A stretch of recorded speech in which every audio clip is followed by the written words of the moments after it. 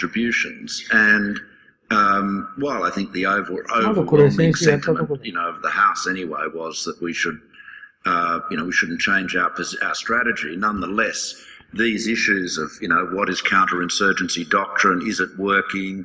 Are we actually making the situation worse by what we're doing? These issues were very, coherently and I think, eloquently in some cases canvassed in that debate. So it didn't get a lot of reporting, I'd have to say. Can I just make one other little, there's a paradox, one of the many paradoxes in politics. It got debated because the Greens asked for it, didn't it? You pardon? Yes, it got debated because the Greens asked for it. Yeah, that's true. I'm going to pull everyone back on track. I just want to point out this one thing.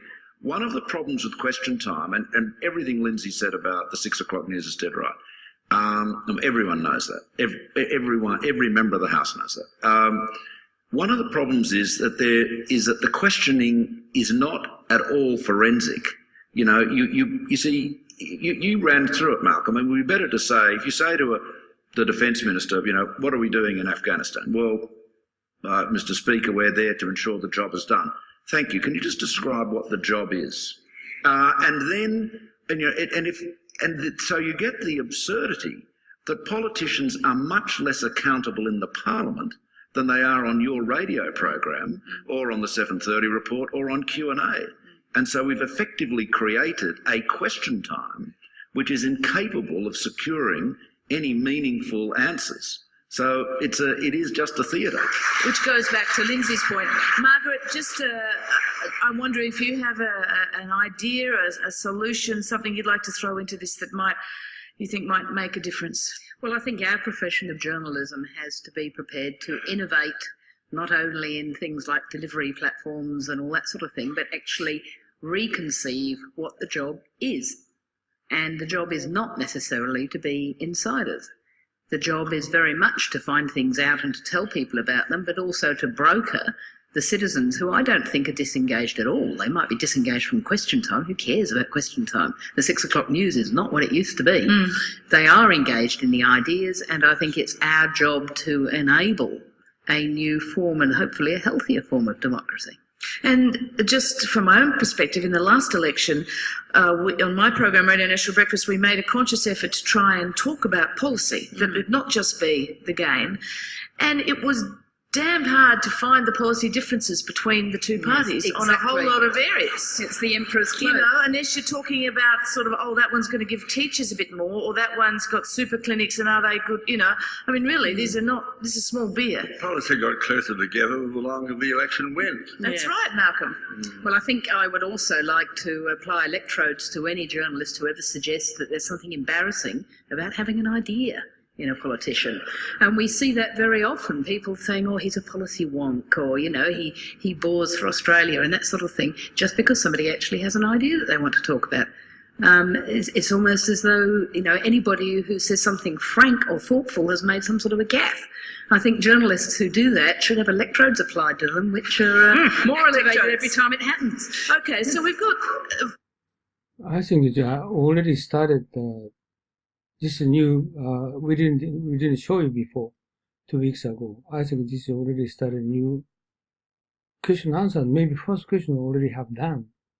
We're going to throw over to you now. You're a Baathist. And I'm going to Even I'm not that hard line. Yeah, because they are talking about electoral. Put electoral to politician to more recognize what the issue is. You're all thinking where those electrodes the are men going have to be all applied. got their legs crossed, I might say. It depends who gets to apply them, I think, is the key question. As we wrap up this part of it, if I could ask people who have a question to go and stand at the mic. Okay, this is 2 weeks ago. We finished at this point. Okay. Microphones, one up above, one here in the middle.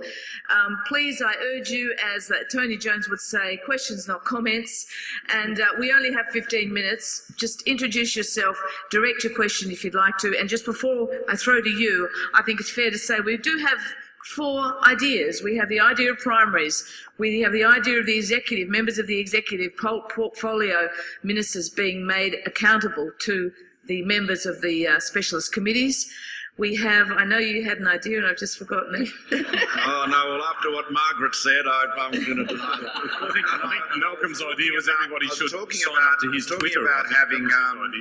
About having question times that were devoted to particular ministers. That's it. And also being able to interrogate ministers in a more forensic way, so it isn't just the sort of one-off. So more changes to question time. That would be a good change. And Margaret's idea is that the media becomes more, I think, engaged with the general population and makes itself more accountable to that population and asks what that population would like. Takes the lead from the public, not the politicians. Yeah. Okay. I think we've done well on that score. Now, over to you. Percy Rogers, I'd like to ask the panel to what extent they feel that the WikiLeaks is making a contribution to democracy, or is it a threat to democracy? The revealing of the truth may well be a threat to those politicians who very occasionally say something which is false. No, I think it's a good thing, WikiLeaks, and I think if senior people are saying one thing privately to another government overseas, but a different thing to their own people, I believe they should be exposed, as some have been. Can I just, what if they're saying some things privately to a government overseas and nothing to the people here? And what if there's a reason for that?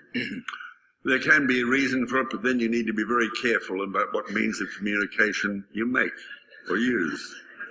Okay. Anyone else? I'd just say that it's almost irrelevant as to whether it's a good thing or a bad thing. It's probably both, depending on the circumstances and the content. But it is unstoppable. We better get used to it. I think Assange is now subject to such an enormous variety of pressures that he may well not survive as an individual phenomenon. But WikiLeaks and the phenomenon and the software which drives that is unstoppable. It's here for keeps. I think they are talking about the guy is Malcolm, and Malcolm is willing to expose WikiLeaks information. She said unstoppable.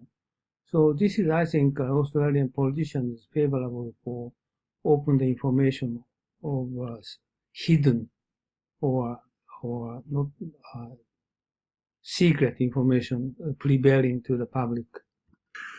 I'm a bit of a transparency nut, Fran, and so, you know, I semi-seriously would say to people that I would have held cabinet meetings in public. Yes. That would have been good for the entertainment industry, I can tell you. Well, you didn't strengthen the freedom of information legislation, which you should. No, in fact, that's not correct. The government did by abolishing conclusive certificates. In fact, I went to the High Court about the issue of conclusive certificates several years ago, so maybe we didn't go as far as many would like. I'd concede that, but there were some significant reforms. And of course, not everybody shares my views on the importance of transparency. But I think the critical thing here is that you can't be selective and say that you're in favour of transparency when it's information being released that you like being released, and against transparency when it's information that you don't want out. You've got to have a principled position. So I've written and spoken a lot about this, so I'm not going to try and summarise it, but just on the issue of Assange, the Americans, I think, have made a very big mistake in trying to demonise this guy, and some of the reaction has been right over the top. They've turned him into a sort of a martyr. They've actually enhanced his standing, and it's all reminiscent for Lucy and me about what Margaret Thatcher did to Peter Wright, the spycatcher, years ago. Nothing seems to have been learnt. I just say that a lot of this information is obviously very embarrassing. I'm prepared to accept that some of it has been strategically damaging. But the information that has made a contribution to democracy, or the cause thereof, has been the information that reveals hypocrisy on the part of governments. Now, the Americans actually come out of this stuff pretty well, by the way. But some of those governments, some of the Arab governments, several of which have now been overthrown, which were revealed as saying one thing to their people and a very different thing to the Americans, that inconsistency has helped bring them undone. Now, I'm prepared to say that's probably a good thing, but as Joe and Lai said about the French Revolution, it's also too early to tell. Okay. Okay, everybody is favor for open the information of Julian Assange, and also he Turnbull criticized American secrecy for those kind of information, and also condemnation of Julian Assange. There's a question upstairs. Karen Kakis from the Property Council. Malcolm, yesterday you put forward for the first time the idea of a support for the establishment of a sovereign wealth fund. As a first-time policy idea that took leadership. In the panel's view, how do we move past today's risk-averse party politics to tackle long-term, meaningful party policies? In essence, how do we break the cycle of the race to vanilla to meet the short attention span of the nation? Okay, well, do you want me to, let me just, I think a good way to start and contribute to policy debates is to, take a proposition that we should have another sovereign wealth fund, argue it, hopefully reasonably coherently, take, as I did in the paper and the speech, take account of arguments pro and con. I mean, I canvassed Ken Henry, is very against it, explained why he was against it and why I disagreed with him. And provide what I like to see as some policy meat. Now, it may just end up being a chopping block that other people tear to shreds, but at least you've got some policy meat there. I don't think you can sensibly go out in politics and say we should have a sovereign wealth fund, full stop. You've actually got to provide some details, some facts and some arguments, and then people can read that and agree or disagree. And in the course of the debate that follows, you may well change or modify your own position. But, let's at least have, for heaven's sake, look, I'll tell you what prompted me to do this was Glenn Stevens gave a speech in Britain in which he said, we are having a debate in Australia about what we should do with the fruits of the boom and this great terms of trade bonanza we're having. Well, the sad truth is that without any reflecting on the Reserve Bank governor, we weren't really having that debate at all, at least not in politics. And I thought it was about time we did. And so hopefully this is one angle of that. There are a lot of others that can contribute to that, and so in a year from now, maybe we'll have some resolution. But if you can achieve that, all of that's good. Turnbull's opinion is in the middle of his opinion, but finally he wanted to say he does not focus on wealth fund. It does not focus on short term. Instead of long term, based upon the questioners. And just a moment, he's going to make something opinion. But if it's going to work, you're going to have politicians who will give up the short, sharp, cheap shot of trying to say what's good for today's vote or tomorrow's vote, and who are prepared to take a long-term view of things and make a judgment about what's best for Australia instead of what's best for votes over the Okay, just he is the same opinion. Next week. And he said the best for the states instead of voting. And Lindsay, is the length of the electoral cycle any part of that? No, I don't think that's really an issue, and I'd give a one-word answer to the question, that is participate. If you take Malcolm's an unusual example, he's a former leader. And therefore gets a bit of license for all kinds of reasons. But if you take, let's say, somebody who's of a lesser stature on either side, putting forward an idea like that and breaking technical bounds of shadow cabinet solidarity or whatever, if that hangs out there in a vacuum, they're in big trouble. If lots of other people and organisations start commenting on it, criticising it, debating it, then guess what will happen? Then that person's collared. Okay, he is talking about exactly deliberative democracy, and ordinary people need to speak out opinion and participate on this discussion for wealth fund. Colleagues will start to crab walk over to that territory. So the answer is participate. That's how you support people promoting ideas, even if you're criticising them. As long as you're dealing with the merit of the issue, participate. That's what supports people in politics generating ideas and policy options. Actually, the Australian is now capable for kind of opinion and discussion. Government will listen to ordinary people rather than current Japanese politics or American politics, they never listen to ordinary people. But Australian does, and also the other country might be Denmark. They are doing similar listening from ordinary people. Margaret, are you happy if I go back to the floor here? Next question downstairs. David, I'm a university student. Lindsay Tanner and Malcolm Turnbull seem to have been in fairly high positions in their respective parties over the past couple of years, and you both seem to understand what we've been talking about tonight and have some, seems like some solutions to fix it.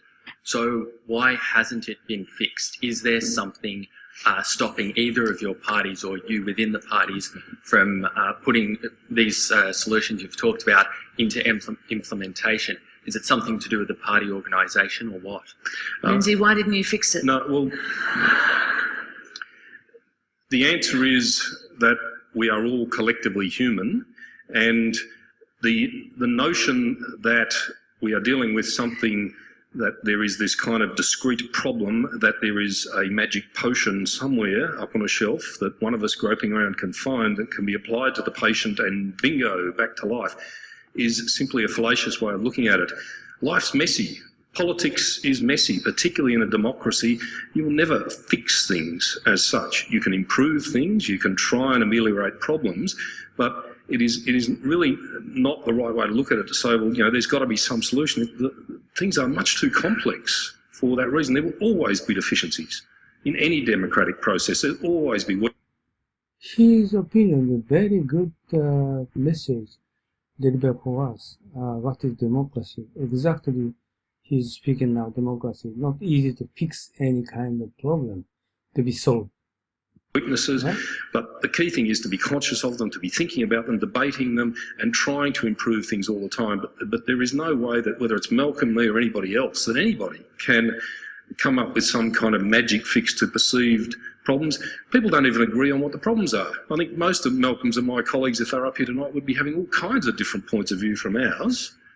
So people can do it. It depends on the leverage they have. I mean, we saw Rob Oakeshott, Tony Windsor, Bob Catter and Andrew Wilkie change the way Parliament works because they had a particular...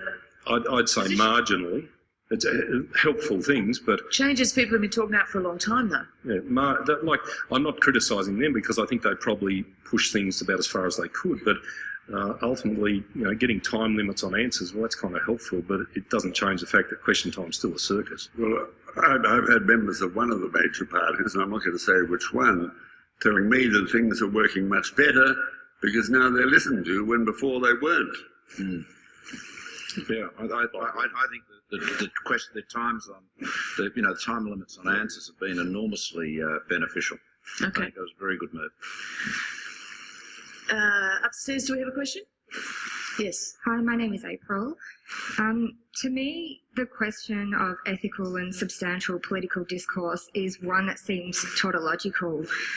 Between the media and politicians kind of seem like the mirror image of yourselves.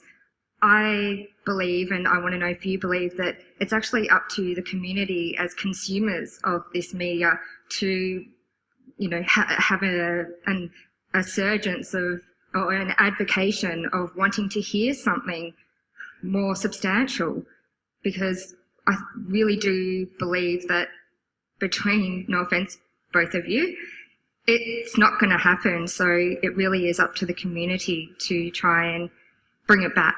Okay, as Tony would say, I think that's I'll take that as a comment. And Margaret, you might like to comment on? Oh, she just complained the word using tautological. It means very redundant, discussion they are doing. So that's sort of thing. Why sort of things happening? This is a question. Well, we are all part of this community. Everybody on this stage is everybody in the room. So when you say it's the community's job, that implies all of us, I think. But generally speaking, I would agree, and I think the opportunities for the community to make its voice heard are greater now than ever before. I also thought the previous question was extremely good. We've all come up with good ideas tonight. At least people seem to think they're good ideas. Why didn't you do it? I don't think that one got answered. Oh, she uploaded the discussion for the what is democracy, how to fix the issues, kind of sort of things she uploading. And exactly, I think in Japan, a kind of discussion among politicians, including Prime Minister, never happened before, right? So this is, I think, really Australian people are honest and sincerity for develop their political issues. Today I find it. There's 0.01% of the Australian population appear to be responding favourably in this hall. God only knows what everybody else might think. Look, I think that's a very good question, and the truth is the community does have probably the dominant role in this. It may amaze people to realise, but politicians are actually no different from anybody else. They try to do things they think they'll get rewarded for, and they try and avoid doing things they'll get punished for. They try and improve their situation, they try and get promoted, get better positions by doing things that all the signals surrounding them tell them will get approval. So ultimately, but Lindsay, that's a sorry state if that's where it ends. But I'm not suggesting it's only the community. The politicians are central to this, as are the media. But the guy who runs Channel 9 Current Affairs years ago said to me, every time we have a politician on a current affair, 100,000 viewers change the channel.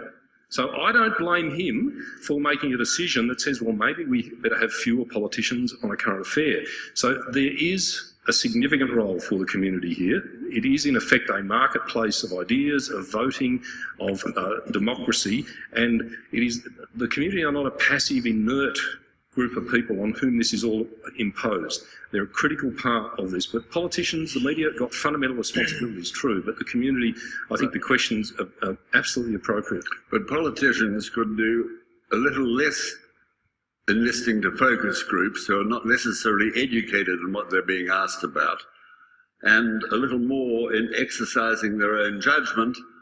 And if they believe if that's the right course, how do I then persuade people that what I believe to be right is right? And how many are prepared to live or fall on that? In a sense, Malcolm is one of the very few who did on the... Okay, his very good opinion talking about politician responsibility. Politicians need to lead ordinary people which election they should go into. So that's he's talking about. Yeah, it strikes me there's a lot of sort of fear being struck into hearts, which means ideas aren't being put forward, even though they might be held, that a lot of politicians are frightened to chance their arm because of the way it might get treated, and that's no way for us to have a healthy democracy. By the party organisations. Can I just make an observation here? I think, we've talked a lot about democracy and process, and that's what we're here to talk about tonight. But one of the things you've got to look at from the community's point of view is what are the outcomes? What have we actually delivered? If you look at the national level, there has been a failure over the last few years to successfully tackle reform on a whole range of important issues. I mean, the whole water reform that John Howard and I, pioneered when we were in government and which the Labor Party supported has been hopelessly mismanaged by this Labor government and is in real danger of falling away. Now that's a pretty important issue. Climate change, we are further away from having a national response to climate change than we were 5 or 6 years ago. If you go to the state level, you look at... Oh, she's talking about Australia, and they have water providing issues. Water, drinking water, and so forth. And the other issue is climate change. And so he said, so many years, those issues is unsolved. So this sort of issues he's talking about. I won't comment on Victoria. We've got a fine new government, and we've got a fine new government in New South Wales. But just consider this: we had 16 years of a Labor government that became so... Okay, Labor government is a counter government of his tumble. Rancid that it was nearly wiped. Because they got Prime Minister's position before he got the position. So maybe at that time, a Labor government got the position of government. Doubt that was democracy at work. But the shocking thing is that... Oh, by the way, rancid is bad flavor. It was able to stay there for 16 years and do so little, and it kept on getting re-elected. Now, that is a big question that we've got to, because we've got to look at it. I mean, okay, just former, this guy is this guy. Okay, discuss about what is democracy and politician responsibility, and also the other person is lead to the right direction for focus on what the goal is, that direction to speak to the ordinary people. And he said, instead of doing that, but how come 16 years, nothing happened, even if we are taking a lot of effort to solve? There, in my state, New South Wales and Sydney, this capital city, there has been virtually no investment in public transport, mass transit, over the last 15 years. Shanghai has 420 kilometres of subway, carries 6 or 7 million people a day. They only opened it in 1995. And they got the population equivalent to Australia's. And I'm going to interrupt here because a little bit bigger than Sydney. We're over time now, but I think we'll take one more question. I think we can squeeze that. Am I allowed to? Yes. But I am going to say something there, which is surely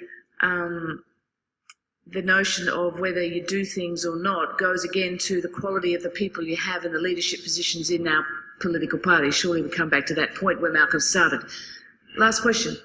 Russell Yardley. Gutenberg's 15th century technology. She said Gutenberg is printing technology. Technology of printing was more efficient than putting letters and words on paper. That wasn't the impact on politics. What was the impact was it meant there was a greater consistency of spelling. There were separations of words, which meant there was less need for reading out loud, which meant there was more room for private thought. Private thought introduced major changes to the political process. Today we have internet technologies, which in fact allows us, millions of people, to curate ideas and therefore to... Curate is a difficult word. This is planning. Assemble groups. Groups are essential to politics and its potential for fundamental change. What fundamental changes? We've talked, I think, about the margins tonight. What fundamental changes will technology make to the political process? Who wants to take that first? Yeah, I'm happy to go first. I'd introduce them.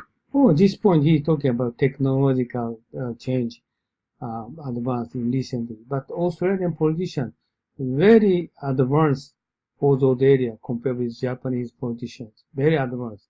They are using Facebook and SNS and so forth. So he started talking about those issues. I think what it is doing is disintermediating, cutting out the media. I mean, not cutting it out completely, but everybody becomes a journalist. There's been a debate. Oh, this is he said keyword disintermediate.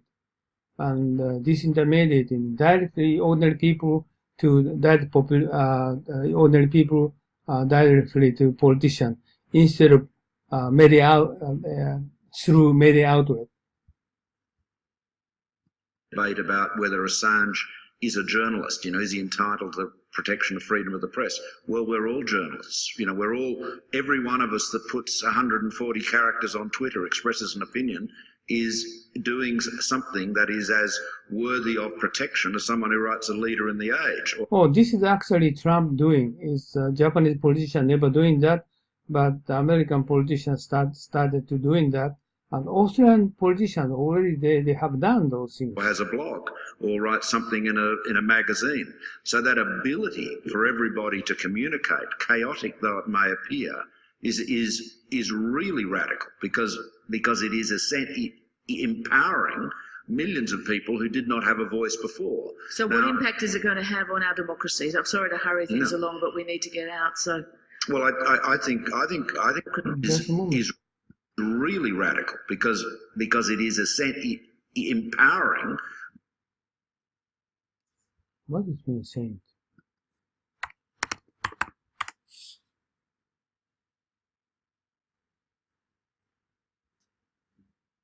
Maybe different word. I can't catch up this immediately.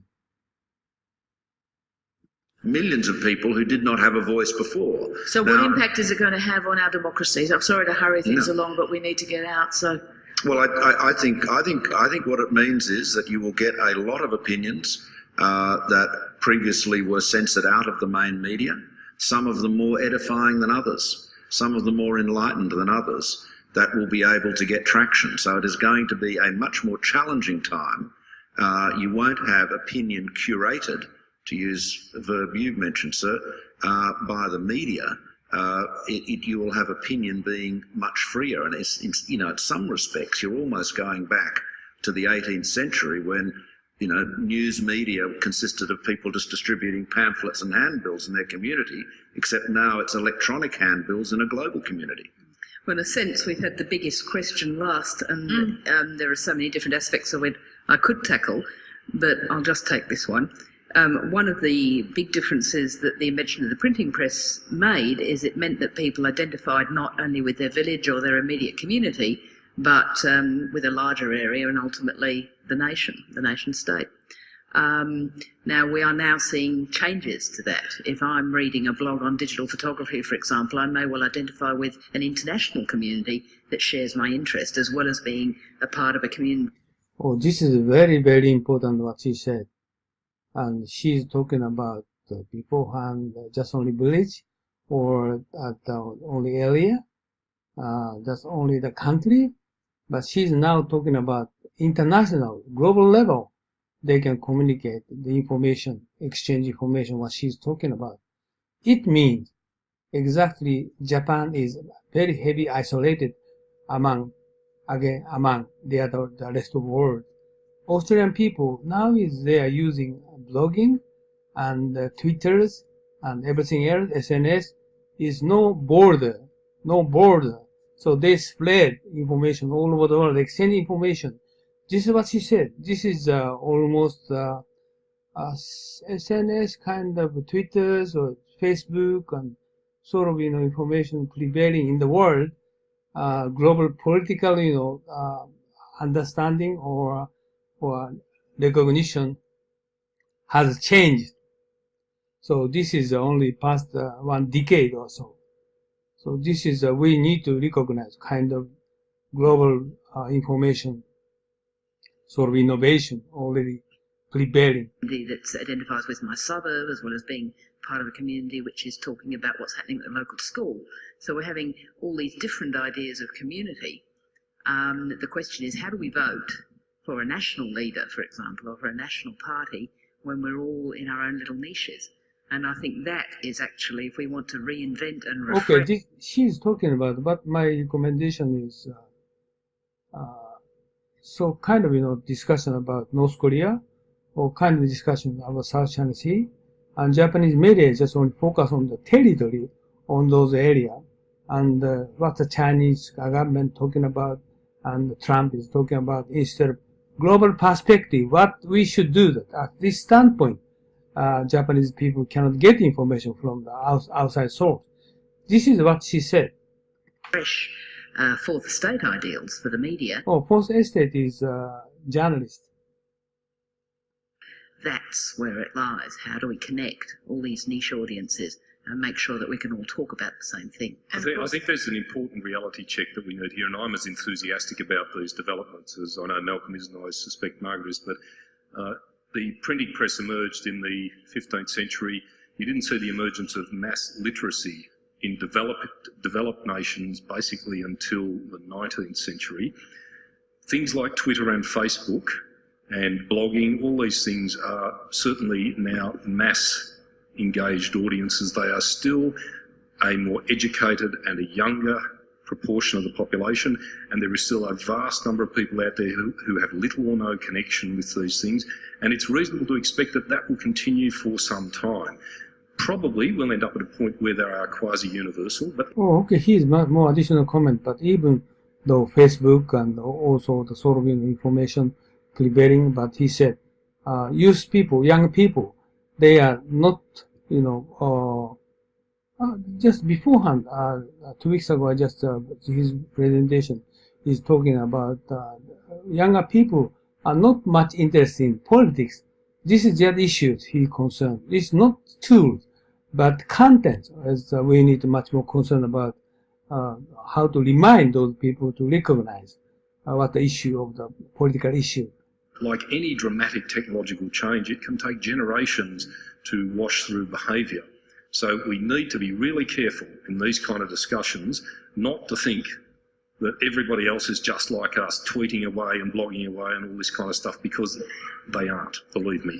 And the numbers are increasing, but there's still a huge number of people out there who are not connected to this new world. Okay, who are not connected to this They new vote. world. They're citizens. They're just as important as anybody else, and they are very large in number. Well, I would say that we're right at the beginning, but that's the point. That's the point. We're only right at the beginning. Yeah, no, I agree entirely with that. Yeah. And Malcolm Fraser, do you want to add to that? I mean, are we talking? Oh, I think this is what he's talking about. Still, younger people, they are doing for the Facebook, Line, and kind of tools, but this is not for the kind of tools using for political debate they are talking about. And still, many people leaving TV, but younger people still watching TV, not for the political issue, not for the global, what's happening in the world and so forth. They are not interested in those issues. This is a problem he's talking about. Talking about a two-tier, two-speed democracy. I think you'd be surprised how much people from all over the place in all sorts of jobs, young, retired, whatever, are enormously concerned about the current state of play. I've had young people coming to me and say, I'd love to go into politics, but I wouldn't consider the Labour Party and I won't consider the Liberal Party. And they have got firm, cogent reasons, which actually I would do support, why they don't join either of those parties. And until there is a change in the way the political parties themselves conduct the process, I think they're deceiving themselves if they think it's just the media. I mean, after all, they're feeding the media. And they don't necessarily have to feed it in the way they are. And on that note, I would like to thank you for being... Feed the process. I think they're deceiving themselves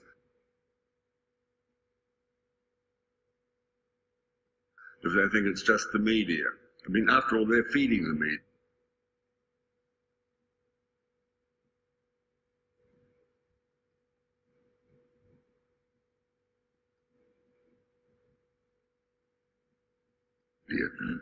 And they don't necessarily have to feed it in the way they are.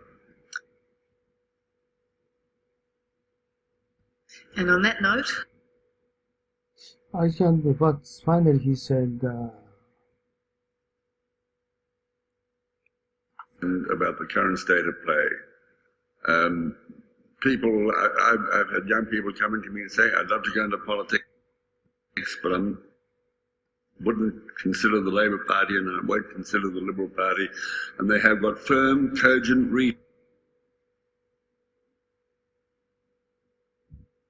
reasons, which actually I would do support, why they don't join either of those parties. And until there is a change in the way the political parties themselves conduct the process, I think they're deceiving themselves if they think it's just the media. I mean, after all, they're feeding the media. And they don't necessarily have to feed it in the way they are. and on that note, I would like I to think thank... finally his comment is media has responsibility for the young people, how to attract the political issue for those people. Thank you for being with us, and thank our panel, Margaret Simons, Malcolm Turnbull, Lindsay Tanner and Malcolm Fraser. Okay, Takashi, how do you think the finish of this very difficult, very high level discussion what they made? Unbelievable. They kind of top level of politicians discuss kind of sincerity with honesty, talking about their sort. What is the best thinking way to attain democracy I was so amazed, and also they spent 1 hour very condensed, discussion they have made. I never heard about that in my democracy discussion before, and also America never happened, Asia, Japan, and China, they don't do that. Right? So if we compare the decision process, this decision, the speed in making a decision, especially in China, the government has encouraged a private company or even the state-owned company to go outside or to make something new in the industry inside of China, outside of China, with quick decision. So they always make quick decision to move forward. This is one of their policy in doing something, having competitive edge. And so as audience asks some question to speakers, the debate sometimes might be open, transparent, and fair enough to share the idea with the normal person, the students. But the downside, and if you look at the downside of this kind of the debate, it might be tautology, where the outcome will be back to original question, then no substantial, the answer will not come out, just the debate for the debate. So this is downside of what is questioned in the later part. So so my question is, having this kind of debate as advanced democracy, having the open discussion and the verbal consideration, then how it can make the decision that we have to make the decision in a timely manner, how this debate can lead democracy to the situation that decision making could be made quickly enough to compete with the one in China, one of the China. So sometimes just taking the time to reach the consensus, reach the result, but it takes some more time. Too late to make some action. So the debate sometimes have to create the decision that create the result as we can make decision quicker. Yeah, and I forget the name of that person. This person, no, not this person.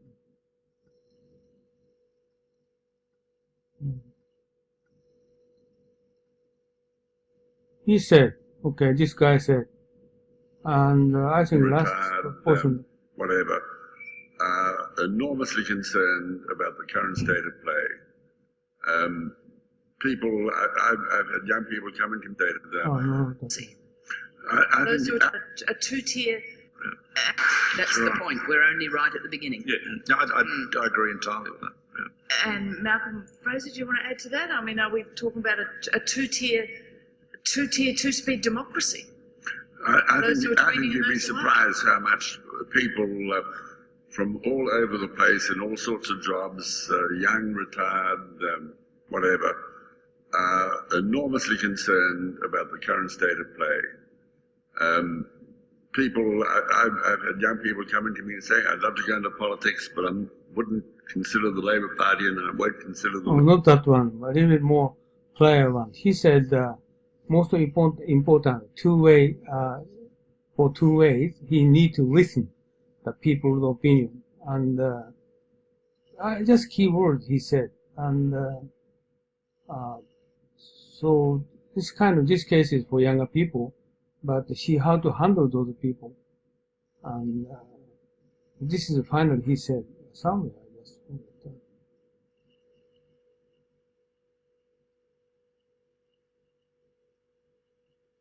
No, I can't find it. And as you know, the debate is not easy. But today, these videos, all people cooperate each other to listen to the other people, and instead of all people is former prime minister, except one lady, she's a journalist. So 3 of those guys they speak a very good message for us. Okay, so this is one we spend a lot of time to understand, but this is very good one. And next one is yes. Why Japanese have never be able to apply this kind of debate? Oh, I think one is several reasons. Big one is culture. Japanese people don't like discuss each other. And the second issue is politicians speak out a lot of issues but not listen. Just Malcolm said, not listen. And third issue is many people they are not flexible mind, just fixed mind because of age. I'm not sure. Stick to their thought. Instead of open to those guys is very much open for audience, ordinary people, and everything else. He tried to opposition party's opinion. They try to listen, but Japanese politicians not so much open, and they are very much election time period. They are very kindly way to ordinary people, but as soon as they elected, they are very so much arrogant, right? So, and kind of sort of many reasons they have, and but I tell you, but I don't know why, but Japanese democracy is the number one in the world. But maybe Australia is much more ahead of us, but Japan is also a very fair and very advanced country, even though what you said, their thinking approach is much more selfish compared with the rest of the world. I agree with you, but I don't know why. But I don't know why. But they're doing well. It might be said. When it comes to how democratic system has been working in Japan, it might be good. Yeah, very good. How the people is capable of promoting and transforming, improving each step of the way for better democracy, it might not be good. I mean, the Japanese, the people might not be good to. You said minority? No, Japanese system is good. Yeah, I agree with that. To how extent the Japanese democracy is working, it might be good. System is good, but how people is capable of dealing with democracy to solve some issues, the capability is not good in Japanese. Okay, I tell you the one Japanese. This current system is very well designed. Well, it does work very well. But my concern is in the case of environmental change or economic change or political change, they are very weak to retreat or try to react to kind of change.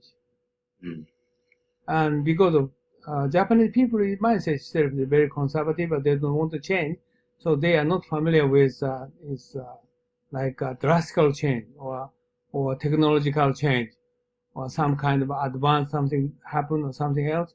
At that time, Japanese people are not well adapted to kind of change. The reason is because I'm surveying Africa. Already I've done Middle East and South Asia. They are drastically changing. Their politics changing and the economic and the environment changes happening. So a lot of things, unexpected issues are going to prevailing. Obviously, ordinarily they are happening. But Japan never happened like that, right? Very stable. Yes, okay. So stable society, they are adopting any kind of issue. They can cooperate with each other and doing very well. But as soon as something drastic change happens, for example, I'm very worrying is very recent next decade, IT revolution will come in soon. But how they're going to adopt for those change, I'm very much concerned. Like China is already, they try to do something plan, a long-range plan, and they started to approval for the drone in the air of Shanghai, Beijing, and they're going to start doing dealing business kind of sort of things, and also EV is also they try to study to seriously consider focus on those areas, but the Japanese still don't. They only the level of interest in area, not the focus on yet. So sort of things I'm very much concerned at. Yeah, I think what we have to make it, what we have to happen is the one which is so drastic. Instead of what Japanese has been doing, which is step by step to improve one thing after another, after the one. So this is not the one we have to do.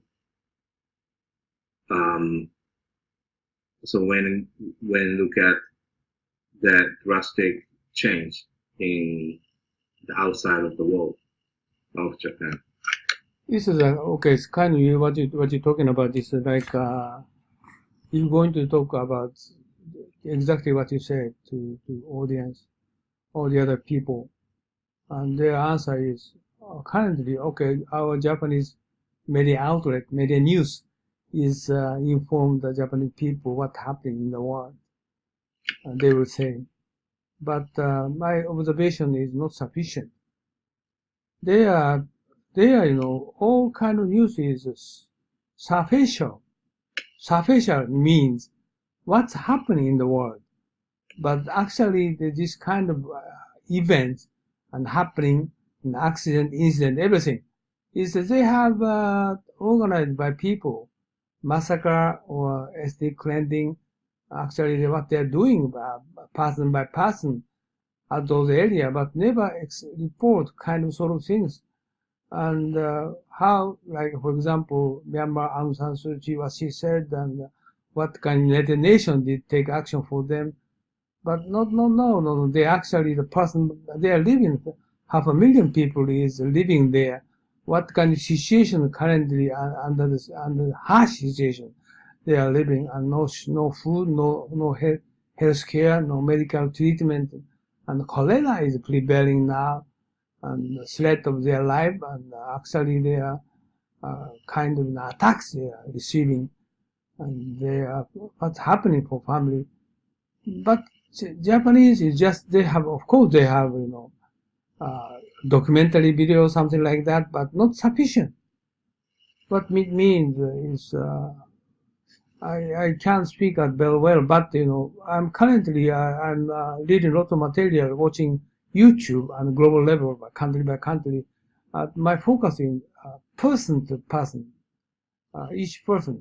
Terrorists kill a lot of people. How they're going to kill? Sort of things we must be careful to get to know. That democracy is each person what they're thinking about for democracy. Like today's politician talking about by politician, how they're thinking about, how they try to fix their issue, why they cannot fix the problem in the past 10 years, 15 years, so forth. Sort of things actually, Japanese people, maybe okay, they newspaper, assumption, no debate, no discussion. Give them information. And also Japanese people, okay, read those information. That's all. No discussion. No question. But that is, I think, cause problem. And, the success case is only saying in limited companies. When we look at the private companies like the Nissan, they had to rely on the capability from the outside foreigners. And finally, Japanese had not made something change. And the shop was sold out. Then Toshiba was gone somewhere. Maybe we have gone somewhere, and many more the companies will follow the same way. If they will not decide to ask some foreigners to help their company. I think recently I just a little bit changing, my thought for Sharp and Toshiba and Nissan. I'm studying the country by country at the global level at the name of democracy, but not actually democracy. This is politics, economy, everything else, culture and habits and everything else, history. And my understanding recently, Japanese top executive are very shortage of information they have. Short of information. They only discuss with among Japanese company top executive, Keidanren, and also exchange just Nikkei newspapers, only a small area of information. And for example, Sharp, the president, they're going to ask many company president, executive or the different industry, the total people, so forth. And then what kind of action he had better take, but nobody can answer for them more accurate information. Because Japanese people, they do not have sort of broad range of information, even if including vague or including just sort of fake news or sort of thing. Japanese people, they don't have it. Limited information. The information is not wrong, but very limited. And Toshiba is the same, very limited. He do not have, he asked for many people, or board members, outside board members, and many people, he throw the ball and get opinion, but all those opinions very similar because the fundamental information is the same. Right? Like the information, Nikkei newspaper, that's all. They never watch it, BBC or CNN, or they just get overseas information. They never do that. So they don't know what to prepare in the world. So if they did know, in that case, they're going to ask me, you don't buy Westinghouse. No, they committed too much, And the Sharp is also, they can sell the TV next to 3 years, 3 times, 4 times. Just wait a minute, we have never experienced in the world. Don't do that. Just maximum I can give you the allowance. The sales volume is 1.5 times, not 2 times, 3 times. No, you don't make investment like that. Tokuyama is the same.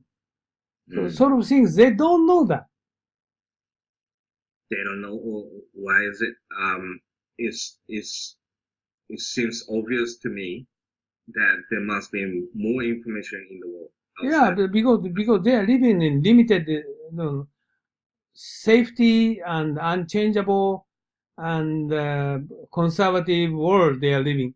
But in the case of the economy of the world is changing, what kind of action they should take, they don't know that kind of information. Like Africa, they doing that. Africa is country by country, and incredible, unbelievable things are happening like that. Never happened in Japan. But if you don't know that kind of information, okay, this is a world, South Asia, this is a world, this is a prime minister is assassinated, not easy to survive. So sort of things, they don't know that. Yeah, I don't know why, or rather, I don't want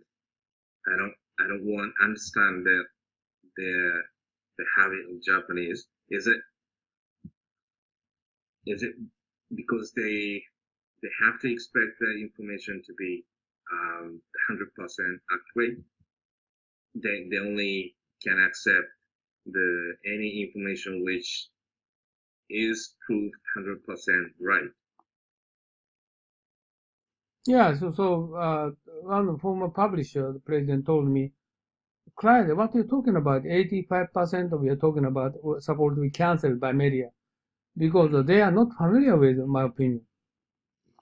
Like, for example, defense force cannot speak English. They cut it out. Actually, they cannot speak English anyway. But nobody knows. Right? This is just only the fact. But at the global level, we have lots of fake news. But fake news, we should recognize what is fake. But they don't pick up any fake news on the media. This is wrong. They should take it up and they make opinion for those which one is fake, which one true. Fake news, not everything is not fake. Part of those fake. For some cases, 100% for fake. But Japanese people cannot decide which one is fake, this one is true. They cannot judge because they have this kind of, they never listen sort of things beforehand. So Japanese people don't get trained for those areas. Australia is the same, but Australia, what difference is? They got any kind of information, just Assange information, WikiLeaks, everything else, all over the world. They can get the information through internet. Japanese people, they do not because of language. This is a big gap. This is a big problem. That's the reason I discuss with educators every Saturday afternoon, right? Because his world is global. Our world is Japanese, limited Japanese world. So we need to open the gate, what's prevailing in the world. Still, I'm not so much familiar with trying to get into the English world, I try to make an effort every day, but not easy for native people. Right? Okay, let's move on to the next issue. Is Kevin Rudd. Kevin Rudd is he's a former prime minister, but he graduated Chinese university, and he can speak Chinese. And also, this time he's talking about U.S. and China relationship. China-Russia relationship. But actually, he's talking about everything else because this time, this video is interviewed by Sophie. She's a very famous lady for the preparing for this RT Russian TV is RT.com. And also, as you know, the Kevin Michael Rudd is he is Australian prime minister in 2010.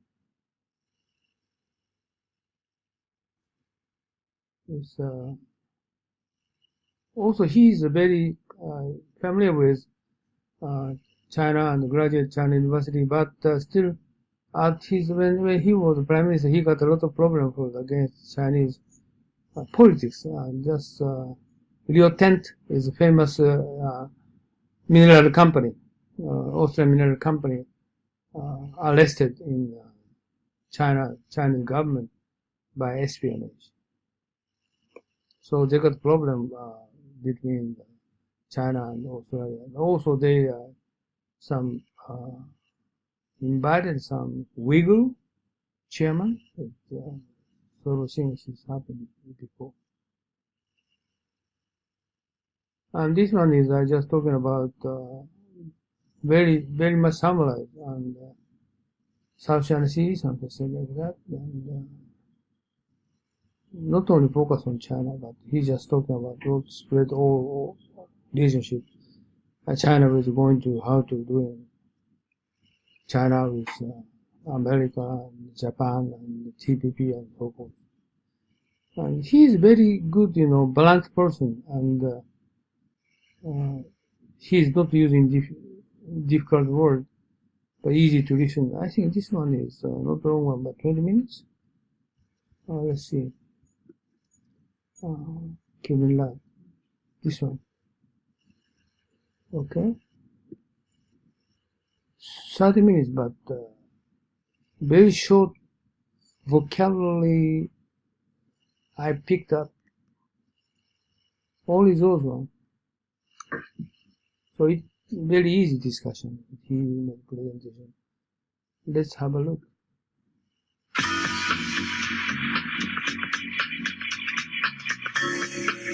See, Sophia.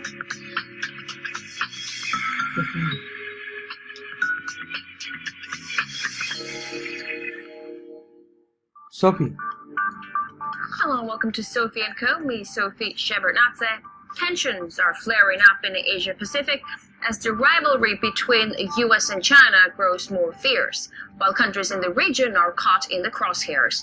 Can Australia strike a balance between its... By the way, I like this RT TV, RT YouTube, and also the Al Jazeera. Two of those very neutral. I don't know why. Al Jazeera is which country is it? Which country is next is cut relationship with Saudi Arabia? Qatar. Qatar. RT is Russia, but the Qatar and Russia is not neutral. But this is very fairly. Qatar is very favorable for the Muslim Brotherhood, but their YouTube is very neutral. RT is led by Putin, but this video is also very neutral. It's amazing. I don't know why, but okay, let's have a look. Two allies and avoid being pulled into a conflict. Well, I'm joined by the former Prime Minister. By the way, recently, CCTV, China TV, is also they are making neutral. People, but CCTV, Russian RT, and also Qatar, Al Jazeera, three of those is very neutral. Recently, I recommend. And it's a pity. None of Japanese media in English in the world. It's amazing. Japanese is the third powerful economical, political country in the world, but none of media is spreading all over the world. I don't know why. Right? This is also always I feel strange. I try to find out Japanese opinion, Japanese, government, the attitude toward global issues. None in the world. None of those is picked up in the world media. This is very strange feeling for me recently. Like, for example, I'm studying Africa and country by country, but Japanese is also there involved. They send the defense force in South Sudan, but very difficult to find the news what they have done. I don't know what they have done because nobody picked it up as a new source of Japanese military involvement. This is very strange for me to what they did. How come Japanese government, they don't, invest for kind of creating media outside Japan?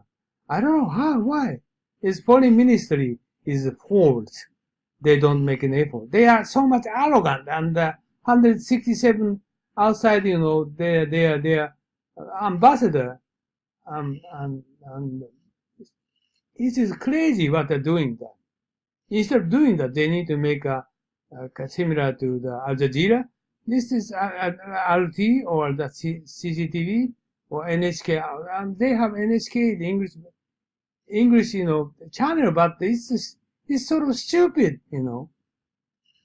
As you know, the content is nothing. Just only translated is daily Japanese news. Daily Japanese news, domestic, overseas people, they are not interested, right? So this is okay. Just my comment for this. From Australia, the country's ex-foreign minister, the Honourable Kevin Rudd, is with me today to discuss all of that. So what I'm talking about is just talking about Kevin Rudd, right?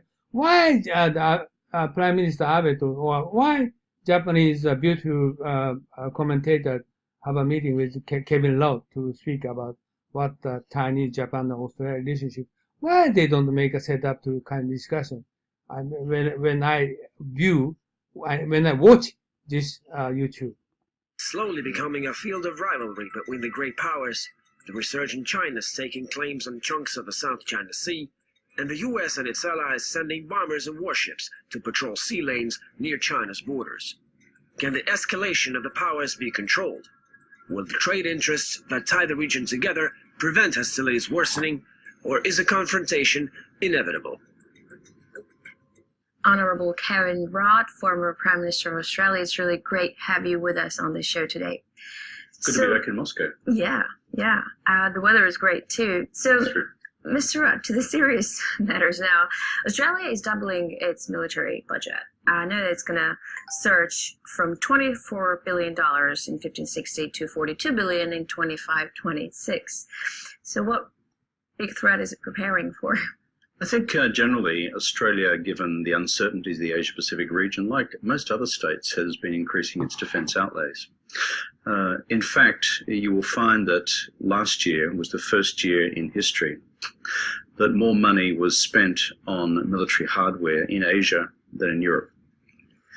And that is a reflection of where, in fact, we have deteriorating overall national security circumstances and security circumstances across the wider region, which raises the question as to why is this coming about and what we need to do at the level of diplomacy to ensure that we avoid future conflict and war. Our region, as you know, is full of unresolved territorial disputes, and as a consequence, you'll see all governments across the region, regrettably, increasing their defence outlays. We're going to go through all of that in detail right now, but just your personal take, do you feel like it's justified that Australia is radically increasing its budget right now? What you see across the region is every country, practically every country, increasing its defence outlays, which I think goes to the question of how do we actually bring about a better set of regional arrangements to ensure long-term peace and security through diplomacy. But I'm thinking like under a military partnership with the United States, Australia hosts U.S. Marines, military exercises, and Royal Australian Air Force Chief Leo Davies. He said that America's growing military presence in Australia is a natural evolution. Historically, U.S. Marines would, about 1,000 of them, would spend about 3 months a year in Australia, in Darwin, in the Northern Territory, and they've done that more or less consistently since the end of the Second World War. Now the huge strategic development is now there will be 2,000 of them for 6 months a year. I doubt that that figure alone alters the central strategic balance. I think the broader question is this: how do you go about bringing about a better set of institutional arrangements in East Asia, where you do not have the equivalent of the CSCE, the OSCE, or even the Council of Europe to act as a diplomatic buffer against pre-existing security tensions along the fault lines of unresolved border arrangements.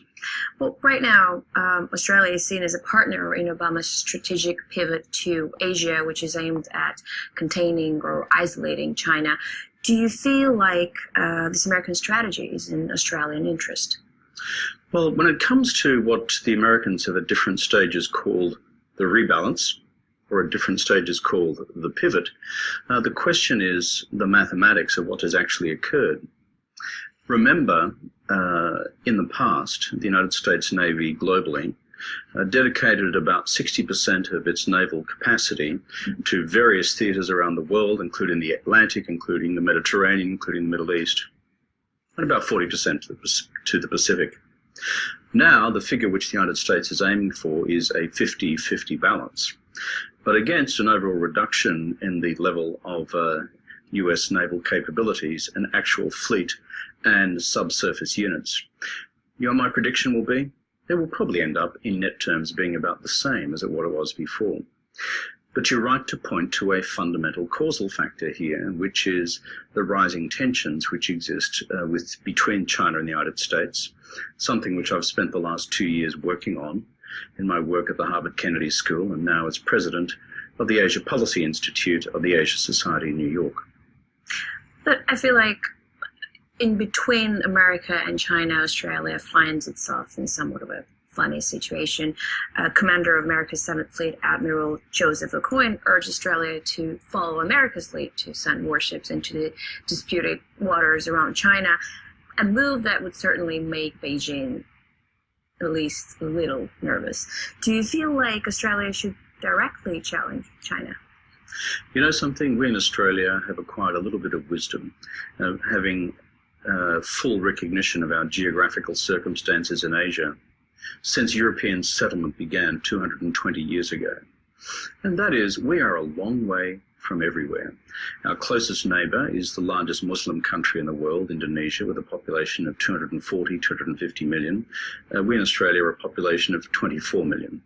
We're in a region which has a population of 3 to 4 billion people. As a consequence, over the last 50, 60, 70 years, we've learnt to walk and chew gum at the same time, have great relations with our economic partners across East Asia, while maintaining an alliance relationship with the United States that effectively we've had continually since 1917, which is quite a long time ago. So when it comes to the tensions which exist between China and the United States, my view in my period in office was what do we do to reduce those tensions over time? That, I think, is the key challenge facing political leaders and diplomats today. So what do you do to reduce those challenges? Because the military tension is becoming more and more acute. And actually, I was going to ask you, do you feel like this could spiral out of control and then actually turn into a real confrontation? Okay, Kevin Ladd said, this is, I think, Japanese top people concerned about what kind of relationship is they're going to sustain with China and also United States. And also in the case is Prime Minister, he himself can speak Chinese, and he is very close to the United States. Since 1917, he said, very long years, they close relationship with each other, and they are free to make conversation with American top people at that time in Obama. And also he can talk with Chinese government directly, and he tried to make a balance for both relationship, how to reduce tension in South China Sea. So I think it's which one is a better communication, Australia or Japan? I'm not sure, but maybe they are different type of communication style or negotiation style, whatever. But where my recognition is Australia is much more American way, and they try to more close communication with Chinese government, and they are building up lots of network relationship. And even if they have real tent, people arrested in Chinese government, but still they are not try to.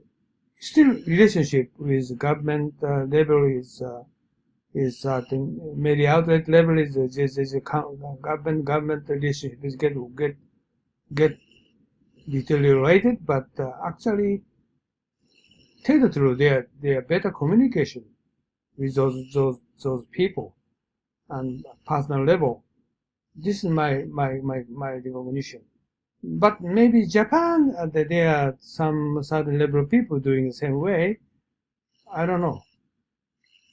But issue is Japanese top people. I never heard that they can speak Chinese fluently. They just settle the cultural issues and communication issues. Japanese people cannot solve it immediately, but Australian Chinese, like Kevin Love, is kind of people. I don't know how many people they are living in Australia who can speak Chinese fluently, but at least he can do it. This is, I think, one different behind the scene. Between the United States and China. You know something, there's always a danger of that. There is what I would describe as just too much military hardware flying around the place or on the surface of the sea. And it follows almost as a question of probability that when you have X number of military and naval and air assets in a confined space from different countries, sooner or later there could be an accident. And if there's an accident, like an accidental collision, then we know from history that that can give rise to crises, and that in turn can give rise to conflict. So therefore, my strong argument is, how do you go about reducing these level of strategic tensions?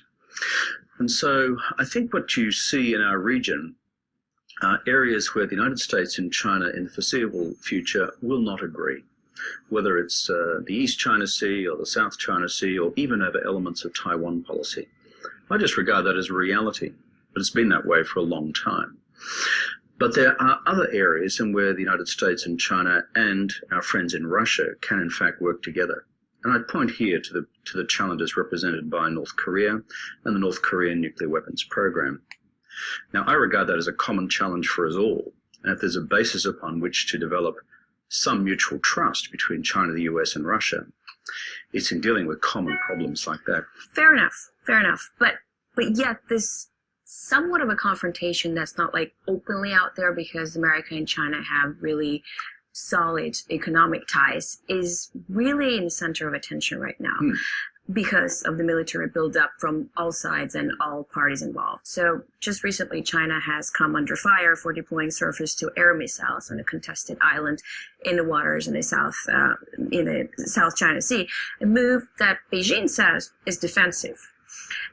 I'm thinking, like, faced with all this American military buildup in the region, it's America surveilling, patrolling the area around China's seas. Do you blame China for being defensive or building up on defense? Well, when you look at China's military modernization, part of me recognizes that as a natural product of a country moving from being a smaller power to becoming a much greater power. I mean, China's now the second largest economy in the world. It has the capacity to invest in its military. And the military modernization program, which is now underway in the People's Liberation Army, directed by Xi Jinping, the president, is formidable. But it is against the argument of China's national budgetary capacity kind of normal that it develops a much more sophisticated military capability. We'd be pressed to look in history to find a country which suddenly had become a very large global economy and saying, well, thank you, no, I'm just not going to bother developing my defense forces. So I have a fairly practical approach to this. You see, military capabilities are one thing. Dealing with underlying strategic tensions is another. And that's where my analysis goes. North Korea is arguably an area where the two countries can cooperate together with Russia. Frankly, counterterrorism in Asia is an area where Russia, China, and the United States could cooperate a lot more effectively. And also, given that we have such a problem with natural disasters in Asia, where when they hit, because it's so populous, often there's a huge loss of life, the prospect of our three militaries, the ones that I've mentioned, and the others of East Asia cooperating on large-scale counter-disaster exercises and deployments is probably something all the peoples of Asia would welcome, wherever they come from, because when disasters hit, the innocent suffer. Mr. Rudd, we're going to take a short break right now. When we come back, we'll continue speaking to Kevin Rudd, Australia's... Okay, Kevin Rudd is talking about the Chinese military power. It's just currently that he recognizes Chinese economic power at the presence in the world. And she just not only focused on military power, but also he said trust among China, Russia, the United States, and also cooperate each other, much more focus on those areas instead of compete against each other. So he is a type of a fairly, judgment. Is I agree with him. Okay, they're going to proceed on second step. Former Prime Minister, former Foreign Minister, also a member of Valdai Club. And we'll talk more about what's going on in the Asia-Pacific region, the growing competition between the United States and China, and Australia's role in all of it. Stay with us.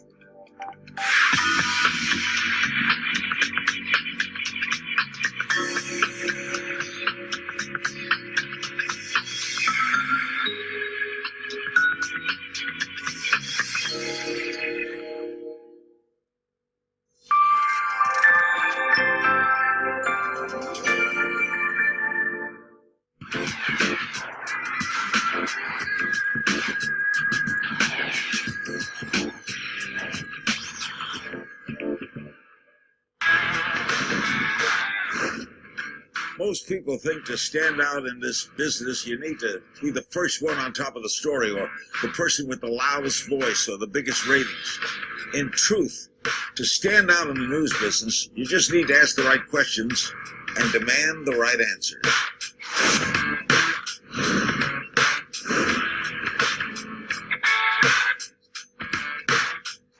Question more. Do you know Larry King? Larry King? Yeah, this he is. But recently, I don't see him. He dead? I don't see him on news.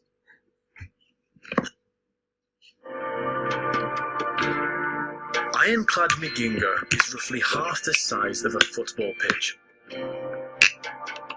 Yet it's home to over 1,000 people, making it the most densely populated Do you know this island? island on the planet. Rising out of the waters of Africa's Lake Victoria, Miginga is one of a cluster of 3 islands.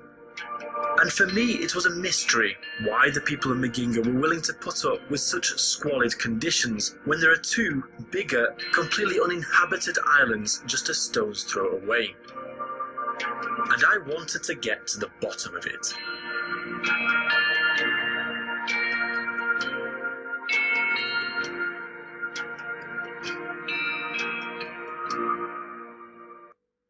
Just a moment. I had better doing something for this one. Okay, just a moment. I just write down.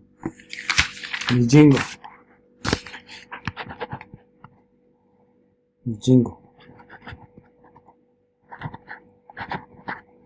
Victoria, right? Victoria Lake. Okay. Do we speak your language? Want news, programs and documentaries in Arabic? It's all here on RT. Reporting from the world's hotspots. VIP interviews. Intriguing stories. Just a moment. I just the toilet.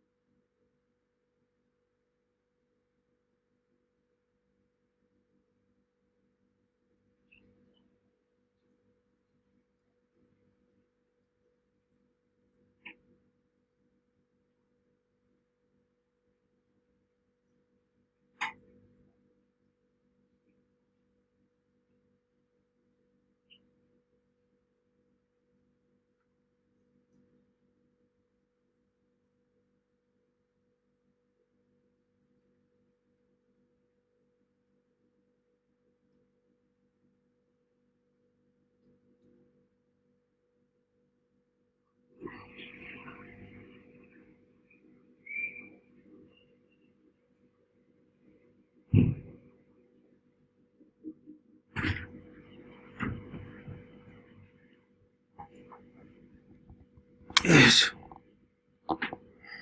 Stories. Are you here? Then try RT Arabic. To find out more, visit arabic.rt.com.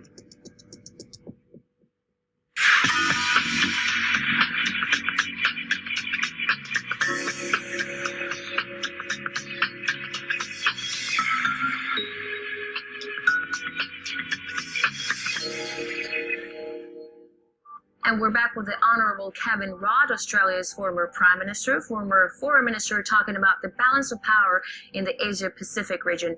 Mr. Rudd, there's also a lot of talk about protecting the freedom of navigation. How do Chinese behavior in the South China Sea actually contradict that? Does it somehow contradict freedom of navigation or somehow threaten that? We need to see two sets of big strategic problems, and they are related, but they are distinct. The first is, in the South China Sea, you see 6 different claimant states with different claims on different parts of the, let's call it the archipelagic region of the South China Sea. Land features and then associated sea features. If you were to put the jigsaw on a map, you and I would both get dizzy within a few seconds because it's so complicated. But frankly, it's been that way for a long time. That's why our Chinese friends have sought, partly successfully, but with much more still to be done, on developing what's called a code of conduct, a set of negotiations with the countries of Southeast Asia which have these conflicting claims, to be able to work together to manage peacefully the resources within the area, whether they are fishing resources or whether they are minerals on the surface of the sea. That's one set of issues, and it requires very delicate handling. And diplomacy is the only way through. The second is the one you referred to before, which is conflicting perspectives on the question of freedom of navigation. On the question of freedom of navigation, the truth at present is there is no problem. There is no problem. In the future, whether there becomes a problem because of the way in which these territorial claims are resolved and how many of them are, is frankly an open question. But I go back to my continuing point. The only way to deal with this, frankly, given the high seas and coastal sea areas are fundamental for transporting goods around the world, is through peaceful diplomacy and peaceful resolution of long-standing territorial or maritime disputes. So let's talk a bit about trade and economy. I know that a Chinese company has rented out a port in Darwin, Australia for a 100-year period or something like that. And it's actually right next door to where American and Australian soldiers conduct their drills. And it's made American military really nervous. So I'm just wondering, is Chinese economic presence in Australia somehow threatening Australian and American military security? Well, based on the example you've just referred to, obviously no.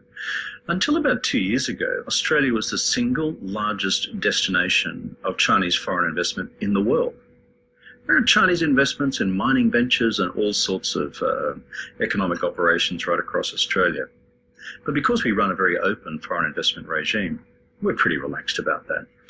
In fact, we just see it as a natural progress. To begin with, it was British investment, then it was American investment, then it was Japanese investment, now it's Chinese investment, and there's a new wave of Indian investment coming in.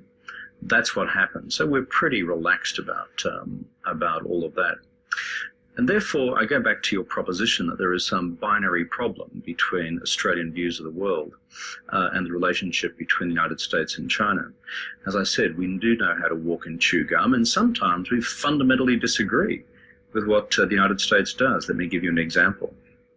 My party, the Australian Labor Party, from day one opposed the US invasion of Iraq. The Americans were not happy with that. But when I was elected as Prime Minister, I proceeded to withdraw our forces from Iraq, which were placed there by the previous Conservative government. Now, that didn't lead to... Oh, okay, just Labour Party here against the Iraq invasion by United States of America. And former discussion video, just also Malcolm said we not simply agree with the United States for invading Afghanistan. The same opinion they made. Okay, Australian people are sort of, much more independent. Any kind of issues, American issues, they will not agree with them. This is not like Japan. Japan is everything agree with American decision. So I think Australian government, we need to study from them at this point. Happy times between me and President Bush when I was Prime Minister of Australia. But if you want a practical example, the fact that we Australians from time to time think that our American friends get things wrong, it's a pretty big example. But at this point, do you ever feel like Australia could become a platform where America and China compete for their dominance? You know something, if you look at the pattern of US-China relations, there is a big Northeast Asia focus, there is a big East Asia focus. Unless both of them have a big, deep interest in Antarctica at some stage, I really don't see that happening geopolitically. Again, I go back to the question, what is necessary in this part of the world to ensure long-term peace and stability to continue to underpin the phenomenal economic growth we've seen in Asia over the last 40 years, since the end of the Vietnam War? We've not had a major conflict since the end of the Vietnam War. Asia now represents about 45% of global economic activity, and by the time we get to mid-century, it'll be more than half. And so therefore there's a global interest in this region continuing to be a driver of global growth, of trade and investment. What we lack in East Asia is a regional institution which is capable of reducing pre-existing tensions, and that's why as Prime Minister I launched the proposal to develop over time what I've called an Asia-Pacific community. And the member states would be Russia, the United States, China, Japan, Korea, the 10 Southeast Asian states together with India, Australia and New Zealand. At present, they're all members of a loose organisation called the East Asian Summit. And when I was in office, I undertook a lot of diplomacy to ensure that we added both Russia and the United States to its membership so that all the relevant security players would be round one table with an open mandate called the Kuala Lumpur Declaration of 2005, which established the East Asia Summit, to deal with cooperative projects in security and politics and in the economy as well. By developing that institution over time and strengthening its role, I would hope it will act to reduce pre-existing strategic tensions in Northeast Asia. But at present, there is nothing. So as a result, you have these bilateral frictions, people just rubbing up against each other all the time. Far better you have a multilateral institution which can take some of those frictions down a little bit and cause there to evolve the habits and culture of security cooperation and dialogue. Some might say that's just wildly idealistic. I don't think so. I think we get to choose our own futures, and that is why slowly but surely you see regional countries beginning to talk the same language about developing this East Asia Summit into a much more robust regional institution with all players around the table, Russia included. Talk to me about that. Okay, just his intention is especially South China Sea, and they have high tension among ASEAN countries and China and United States, might be Russia. And he said he needs to utilize those countries' summit and loose organization, and they try to make much more communication each other and building up trust, and they talk each other. But he don't mention that how they're going to solve. He said two issues for South China Sea. First issue is a territorial issue. Second issue is free navigation. The first issue is territorial issue is not easy, very complicated because of the territory claiming country by country. There's some cases sea, some cases land. So not easy to fix the issues. But his true intention is try to keep going to talk with China continuously and how to reduce tension among those countries. And just former YouTube mentioned, fix issue is not easy. and it's very difficult to fix issues, but it takes time. Still try to seeking for resolution, try to seeking for some direction, future, keep going. This is what his true intention is, and not so urgent to try to fix problem. It's impossible to fix problem, but it forever they might not be that get resolution, but it takes making effort to reduce their tension. This is what he said. TPP. Australia is part of the American-led Trans-Pacific Partnership trade deal, for those who don't know, that brings together Pacific Rim nations, part of the pivot to Asia strategy that's aimed at isolating China. Is this a realistic goal? Can you really isolate second largest economy in the world? Or is it a symbolic move more than anything else? Well, we in Australia have no interest in isolating China at all. I mean, we've had an extraordinarily strong economic relationship with the Chinese going back 30 years. Our bilateral economic relationship is bigger in every respect than the Russian economic relationship with China. Quantitative terms, it's much bigger. But you do agree the primary goal of this trade deal is to isolate China, because otherwise China would be part of the Actually, deal. I don't accept that proposition, but the net advantage to Australia of the Trans-Pacific Partnership, which again has been negotiated under the current Conservative Australian government, not by me, its net impact on the Australian economy in terms of additions to economic growth is very marginal, very thin, very small. Why? Because Australia is already a very open economy. It's the economies which are currently much less open, for example, Japan, and for example, Vietnam, good friend of the Russian Federation, which stand to benefit most as a consequence of this arrangement, because you are... He is talking about TPP. Japan and Vietnam not open, but Australia is already open, but not so much big benefit from that under the TPP he is talking about. Prizing open the doors of their markets, and we know that there may be initial difficult structural adjustments on the way through, but what happens is that growth then takes off. So the economies which benefit most are literally Vietnam and Japan. But in New York, in the think tank that I lead, called the Asia Policy Institute of the Asia Society, we have already launched an independent policy commission with participation from across the region, including China, on how do we make sure that the Trans-Pacific Partnership does not lock China out in the future.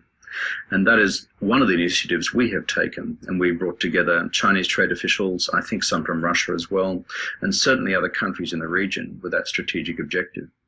You see, I do share the concern myself that we cannot allow trade policy to divide the region. Trade has been one of the few things which has brought the region together over the last 30, 40 years. You start to create trade blocs, you start to have trade wars, and frankly, I think that's bad for everybody. So why do you think China wasn't offered to be part of the TPP? Because I've also spoken to Chinese officials, not only trade officials, but government officials, and they said, you know, we never got the proposal. We would be part of it gladly. Well, it's an American initiative, and the Americans issued invitations. My view has always been, on the public record, when in office, that if this thing ever became a reality, and bear in mind it's still not a reality because the Congress is yet to ratify it, and the United States at present, you have a very trade-hostile United States Congress. But if it does, my position has consistently been, since time in office, that you cannot create a trading bloc which locks China out. It makes no sense, because China has still this enormous... So his opinion is even if TPP environment, he does not agree block or exclude China for this organization.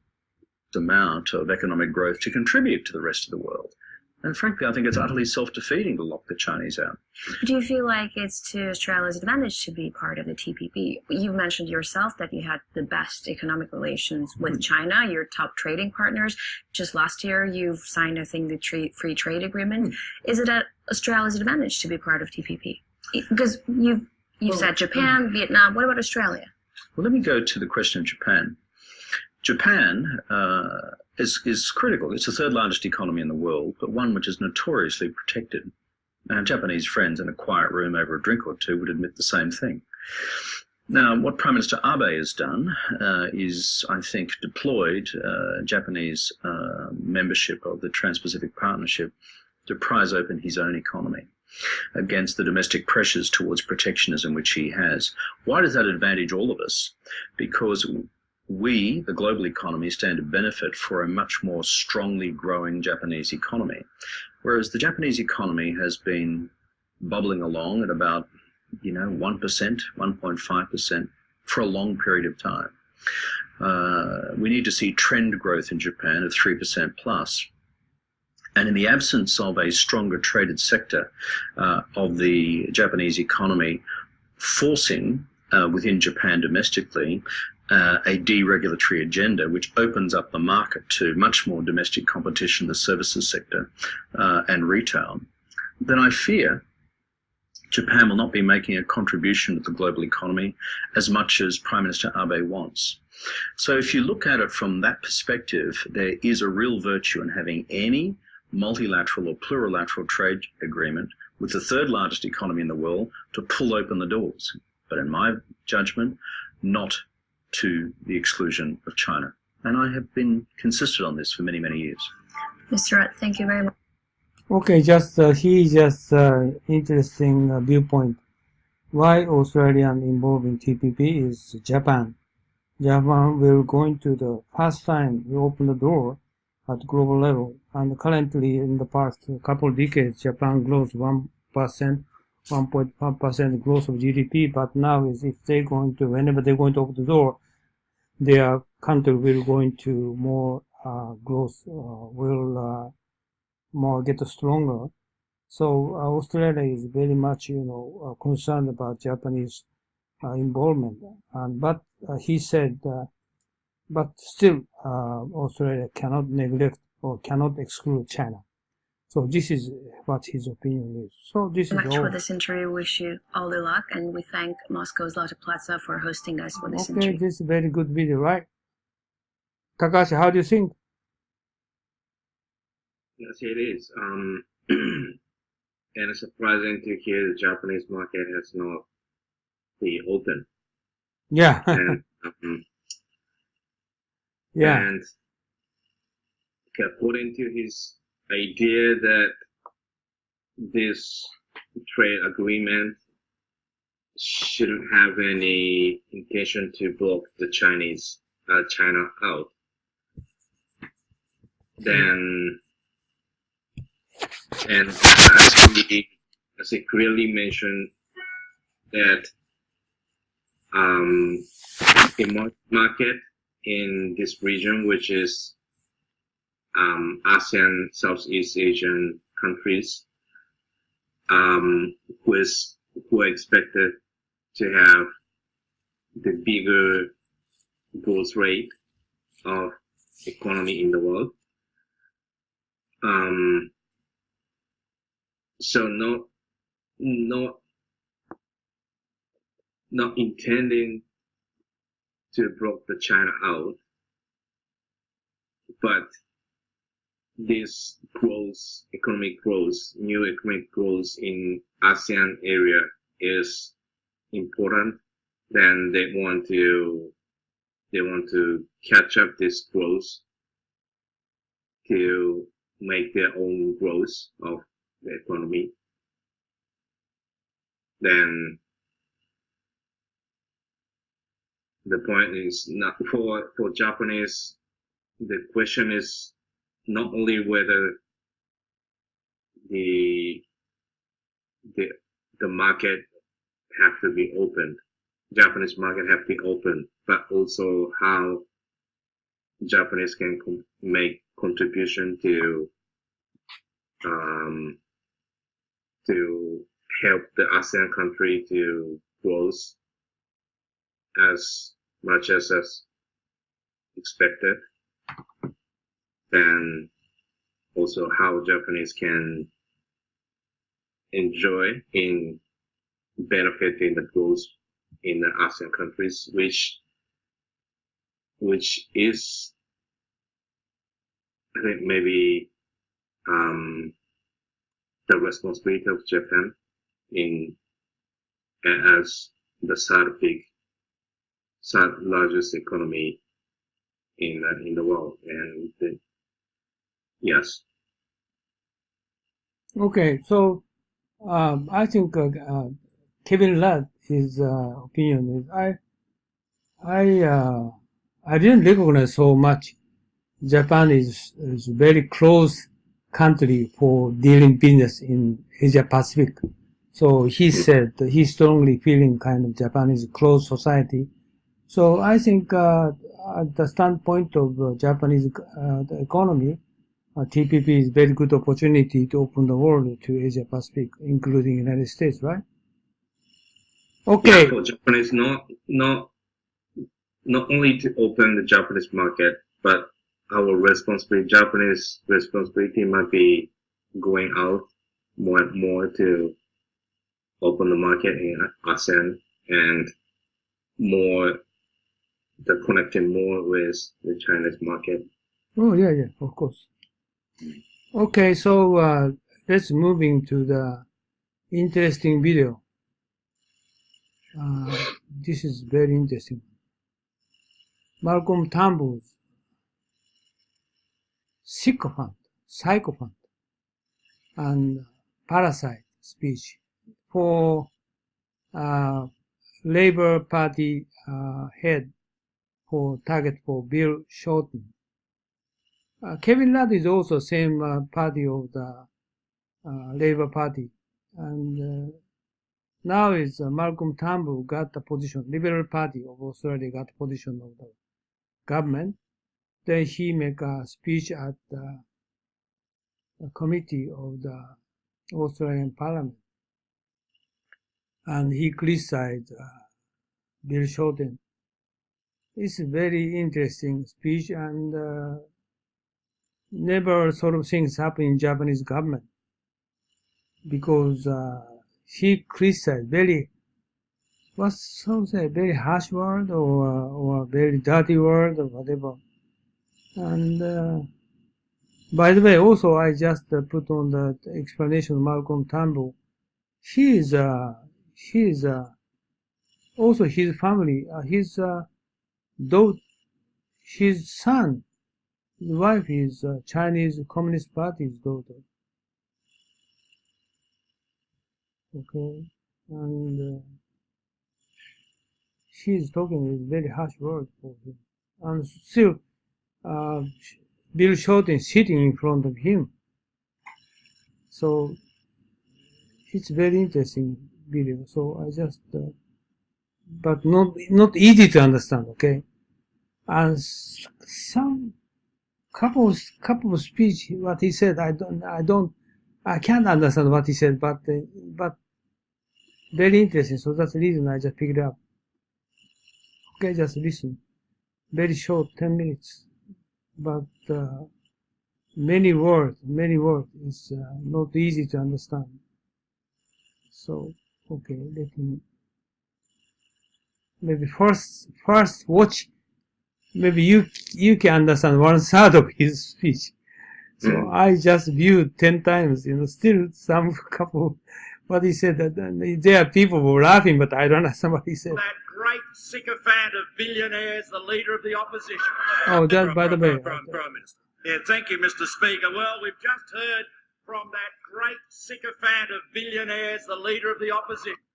Okay, just sycophant of billionaire is means this is the leader of the opposition party, is the Labour Party. Okay, just Bill Shorten.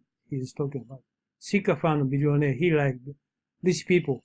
Okay, he likes rich people because he's going to explain some content later why he's a support for billionaires. All the lectures he's trying to run. All the lecture means Bill Shorten lecture. To run a politics of envy when he was Okay, politics of envy is the key word. Is kind of politics of envy is some take care of rich and poor, and how to take care of poor people, is politics of envy.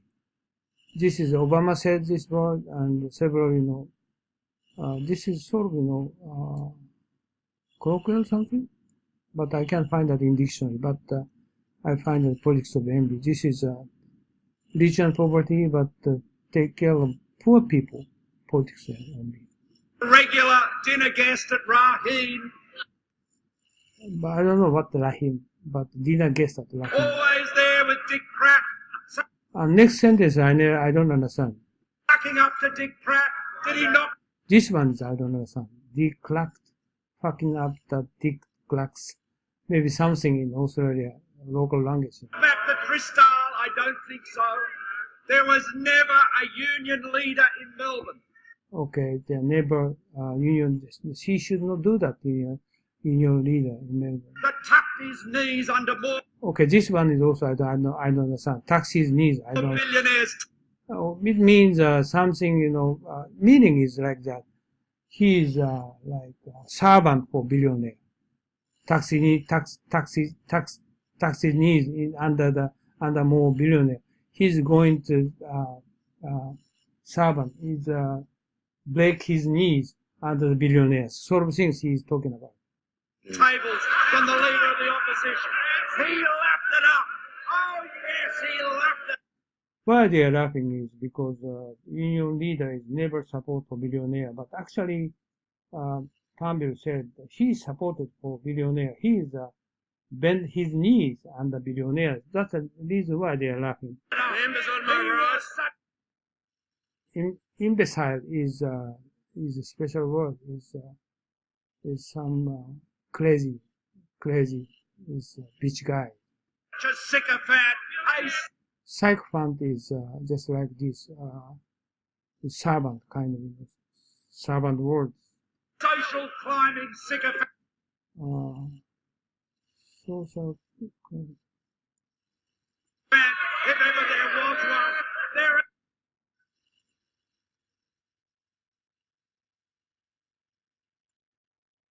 Okay, social climbing. This is meaning downward. This is same as sycophant. It's a bending knee for the billionaire. The same meaning. Social climbing. Okay. There's never been a more sycophantic leader. Okay, this is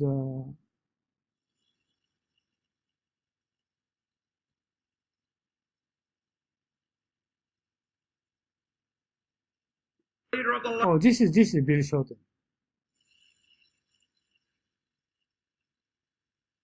Sticker is a sticker, or the sticker on the back of a car, or some advertisement, something like that. And sticker fantasy is actually is a sort of sycophant or some sort of kind of bend knee under the billionaire type of leader. He said is a sticker fantasy leader. Labor Party than this one, and he comes here and poses as a tribune of the people. He like Harbourside Mansions. He's yearned. I don't know that he like Harbourside Mansion. Maybe Harbourside Mansion is just billionaires living there. For one, he's yearning to. Okay, Bill Shorten in the living seat. Get into Kirribilli House. You know why? Because somebody else pays for it. And just like he loved knocking back Dick Pratt's Christo. Diktat is a dictator. Order. Decree. Justly look forward to living in luxury at the expense of the taxpayer. Luxury of expense of taxpayer. Living in. This man is a parasite. Parasite. Okay, yes. Kisechu parasite. He has no respect for the taxpayer. He has no respect for taxpayer. No respect for the taxpayer any more than he has respect for the members of the Australian Workers' Union. He betrayed again. Betray. Uragiru. And again. He sold them out. Uragiru. Sold them out. Uragiru. He sold them out. Some of the lowest paid workers in Australia. Cleaners working at Clean Event. He sold out their penalty rates, and what did they get? They got nothing. But what? So he said Labour Party usually support for the lower wages people, but he said no. He just supporting for the billionaire, rich people, not supporting blue workers. He said. What did the union get? Cash, money, payments. He sold them out in return for a payment to the union. That's what he did when he was their representative. And what does he do now? What does he do now as leader of the opposition? He is selling out the jobs of Australian workers. Every day he perseveres with his ludicrous policies on energy, which will have the result of further unsustainable increases in the cost of electricity. Now, he is talking about unsustainable increases in the cost of electricity, and some electricity utility kind of sort of she is criticizing for Labour Party. I think I've seen more members of the AW.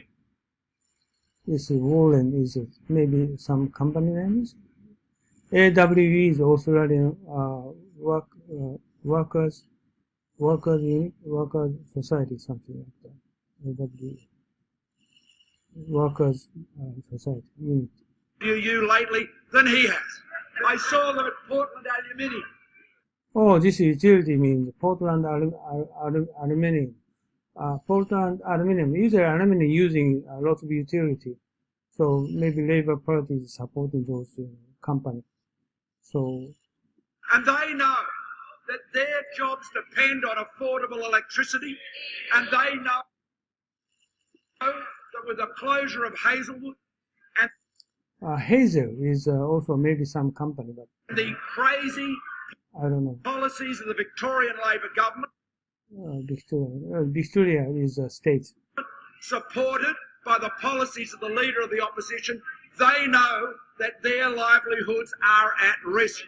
And where is the champion of the AWU now? He's here in Canberra. Oh, he's here. Selling them out just like he sold out the workers at Clean Event. He has no interest in standing up for those workers. And Mr. Speaker, I was also at Viridian Glass.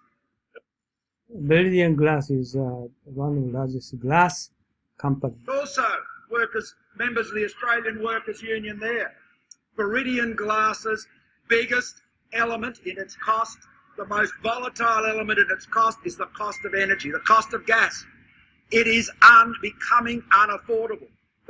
Maybe he criticized this is aluminium company, also glass company using a lot of utility, and they give them affordable some tax incentive, something like that. So he just criticized it. Moved their plant from New South Wales to Victoria. They closed. Move their plant. Okay, move their plant actually. Their plant in New South Wales because energy was too expensive. They consolidated in Victoria, and now, thanks to the Labor Party's energy policies, driven by ideology, that too is put at risk. That is the reality.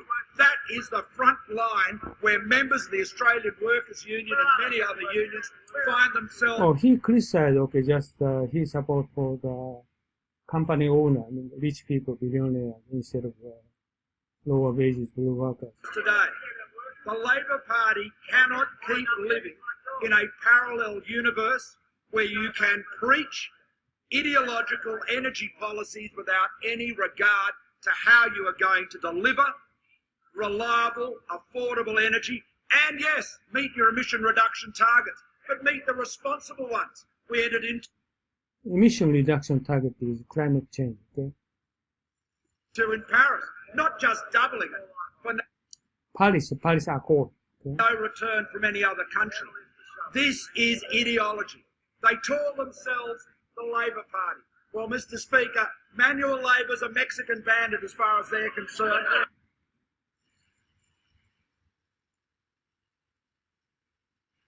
I don't understand what is what he said.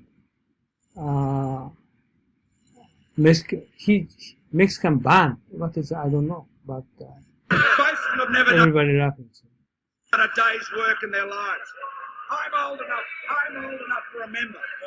I'm old enough to remember when the Labor Party's benches were filled with union officials who'd actually worked. Nowadays, look at the serried ranks of apparatchiks. Oh, this is a serried rank is gathered lots of people, apparatchik politicians. And political hacks. That is totally out of touch with the men and women. Out of touch, okay. 実態を把握していない。They claim to represent.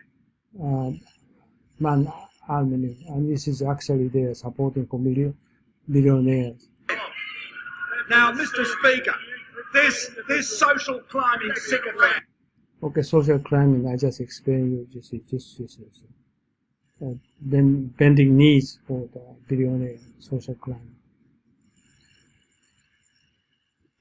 This would-be tribune of the people complains about cuts to company tax. Well, let me tell you, Mr. Speaker, it's pretty straightforward. If you want more investment, and we do, then you want to increase the return on investment. You want to lower company tax, and that has. He just speak of another company incentive program. He's talking about lower company tax. Been the consistent policy of governments of both political persuasions for many years. And in terms of consistency, let's have a look at what the Leader of the Opposition used to say about it. In 2012, he said right here, as Australia is buffeted by economic... Okay, buffered by... events overseas, we understand that lowering corporate tax assists lowering corporate tax. Okay. Lowering corporate tax assists the creation of jobs. Lowering. It's not true. Okay. Lowering corporate tax assists the creation of jobs. He criticized.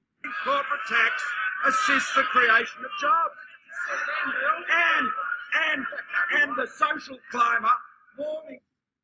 Social crime, just as I said, the bending knee for the billionaire, it means lowering tax, corporation taxes means for the billionaire's company. To the occasion went on to say, what can be more important in this country than the creation of jobs? I reckon he probably talked about that with Dick Pratt and Solly Lew and Lindsay Fox and all the other billionaires he likes sucking up. The name is, I think, those billionaires. It's the CEO of this aluminium company, glass company. Two in Melbourne, on their...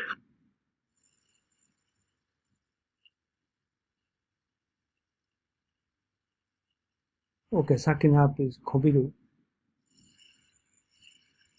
Corporate jets, or did he give them the sort of the blast, the sort of the good, you know? Blaster is some... No attack on the rich, down with anyone that's got to quit. Did he give them that? I don't think so, Mr. Speaker. You know, no, I think he just sucked up to them. You know, I think he says one thing here and another thing in the comfortable lounge rooms of Melbourne. I reckon. I think we all know that. I think we know that. And then on company tax, he's quite an authority on it. The year before he said, cutting the company income tax rate increases domestic productivity.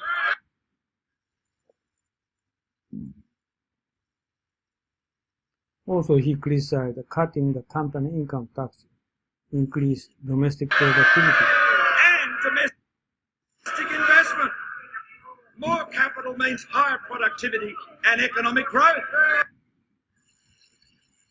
And that leads to more jobs and higher wages. High wages. I reckon he said that. I reckon Dick probably broke out an extra. So he criticized. This is the Labour Party, the Bill Shorten, telling a lie. A bottle of Crystal, would you say? I don't understand bottom of crystal. I don't understand, but sort of seems just telling a lie kind of message. For that, they would have all been very pleased when they'd get to hear that. They'd say, you know, he's not like some of those other Labor people. He's really one of us. He's sort of, you know, he's really on side. He really on side. It means, probably knew how. He's really on side. But now, of course, he's a wholly owned subsidiary of some very left-wing unions. And he has shifted. And he will say whatever suits his purpose from day to day. No consistency, no integrity. This sycophant, this simpering sycophant, blowing hard in the House of Representatives, sucking hard in the living rooms of Melbourne. What a hypocrite. And you know, Mr. Speaker, he said, going on to company tax, he said in 2012, he said, any student of Australian business and economic history since the mid-80s, so that would include Dr. Lee, I reckon. Satter is, I don't understand what does it mean. Knows part of Australia's success was derived through the reduction in the company tax rate. That's what did it. That's what did it. Oh, they ordered the billionaires of Melbourne. They'd lap that up. They'd love that. We need to be able to make life easier for Australian businesses who employ 2 out of every 3 Australians. You know, it's actually more than that. It's more like 4 out of 5 every Australians are employed in the private sector. And they are the businesses, large and small, that need to invest, and the more they invest, the more they employ. It's pretty simple. He was right then. He was right in 2011 and 2012. But now, the sycophant is wrong. This sucker up in Melbourne, billionaire's friend to them. But now the great radical tribune, the great radical advocate of the people. Give me a break, Mr. Speaker. This bloke has no consistency, no integrity. He cannot be believed. He says he's against 457 visas. Well, I forget that this is actually this year's February, but maybe he made the speeches some before election or something like that. I don't know the timing what he said. He criticized Bill Shorten, but he knows more about 457 visas than anyone. He is the Olympic champion. He expanded the categories dramatically. He opened wide the door as the same, following on his triumph of selling out the Workers at Clean event, selling out. He all the way around criticizing, selling out lucky workers. Why he's the top of the labor union? He criticizing the members of his own union in return for a backhander pay to the union. He then let in, opened the doors as wide as he could. And he wants to talk about political donations. Well, let me say this, Mr. Speaker. Just remember this. It took 7 years in a Royal Commission for him to disclose a $40,000 political donation. Mr. Speaker, the Labor Party cannot be trusted with economic management. It cannot be trusted with jobs. It cannot be trusted to deliver the opportunity and the security Australian families deserve. So finally, he says, cannot be trusted. The members on my right, member for Jagga will just wait for a second. The member for Reid is warned. I'm trying to address the House. The question is that the motion moved by the Leader of the Opposition be... Well, he is taking a vote. Usually, Parliament supporter and second, and they got the vote. And this, his presentation, his address is approved. Agreed to. The member for Jagga. He said Jagga means, I don't know, but maybe this is not waiver, accepted. Okay, this is never happened for Japanese Parliament, but his presentation is kind of so hard. So maybe Japanese people never watch kind of presentation Australian people. Maybe same thing happened in America or British, or I don't know, but this is the first time I just watched this video. This is very interesting, right? Right, Takashi? Yeah. And it's very difficult to understand what content of what he's speaking about, right? Right? Not easy. But 3 or 4 sentences what he said, I don't understand what this means, but maybe it's local, dialect or local, colloquial, something like that, but I don't understand. But what he wanted to say, we understand, right? Right? Yeah. Okay. And last one is I have also a research. Oh, this is deliberative, democracy. Last one I pick it up, but I just break for lunch, and I'm going to show you after breaking lunch. Just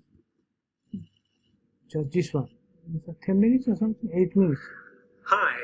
Okay, this one is not the same video, but different one I showed you before. But after lunch, I will coming back at 12:30, and before Ed will coming here, and I'm going to show you this one, and finally closing down for Australia. Okay?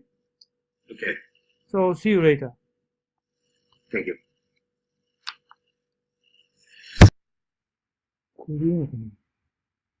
Okay, Ed still not come here yet. So let me try to have a look at this deliberative democracy. Let's here. Hi, this is Patrick Chalmers with Democracy Talk. I'm talking from the World Forum for Democracy in Strasbourg, France. And I've got with me a very interesting woman here from Australia. She's called Carson. She is the research director and a board member. Huh? 画面が見えない、シェア。ああ、ごめん、sorry. I didn't share your screen. Okay, I shared screen. Okay? Yes. Okay.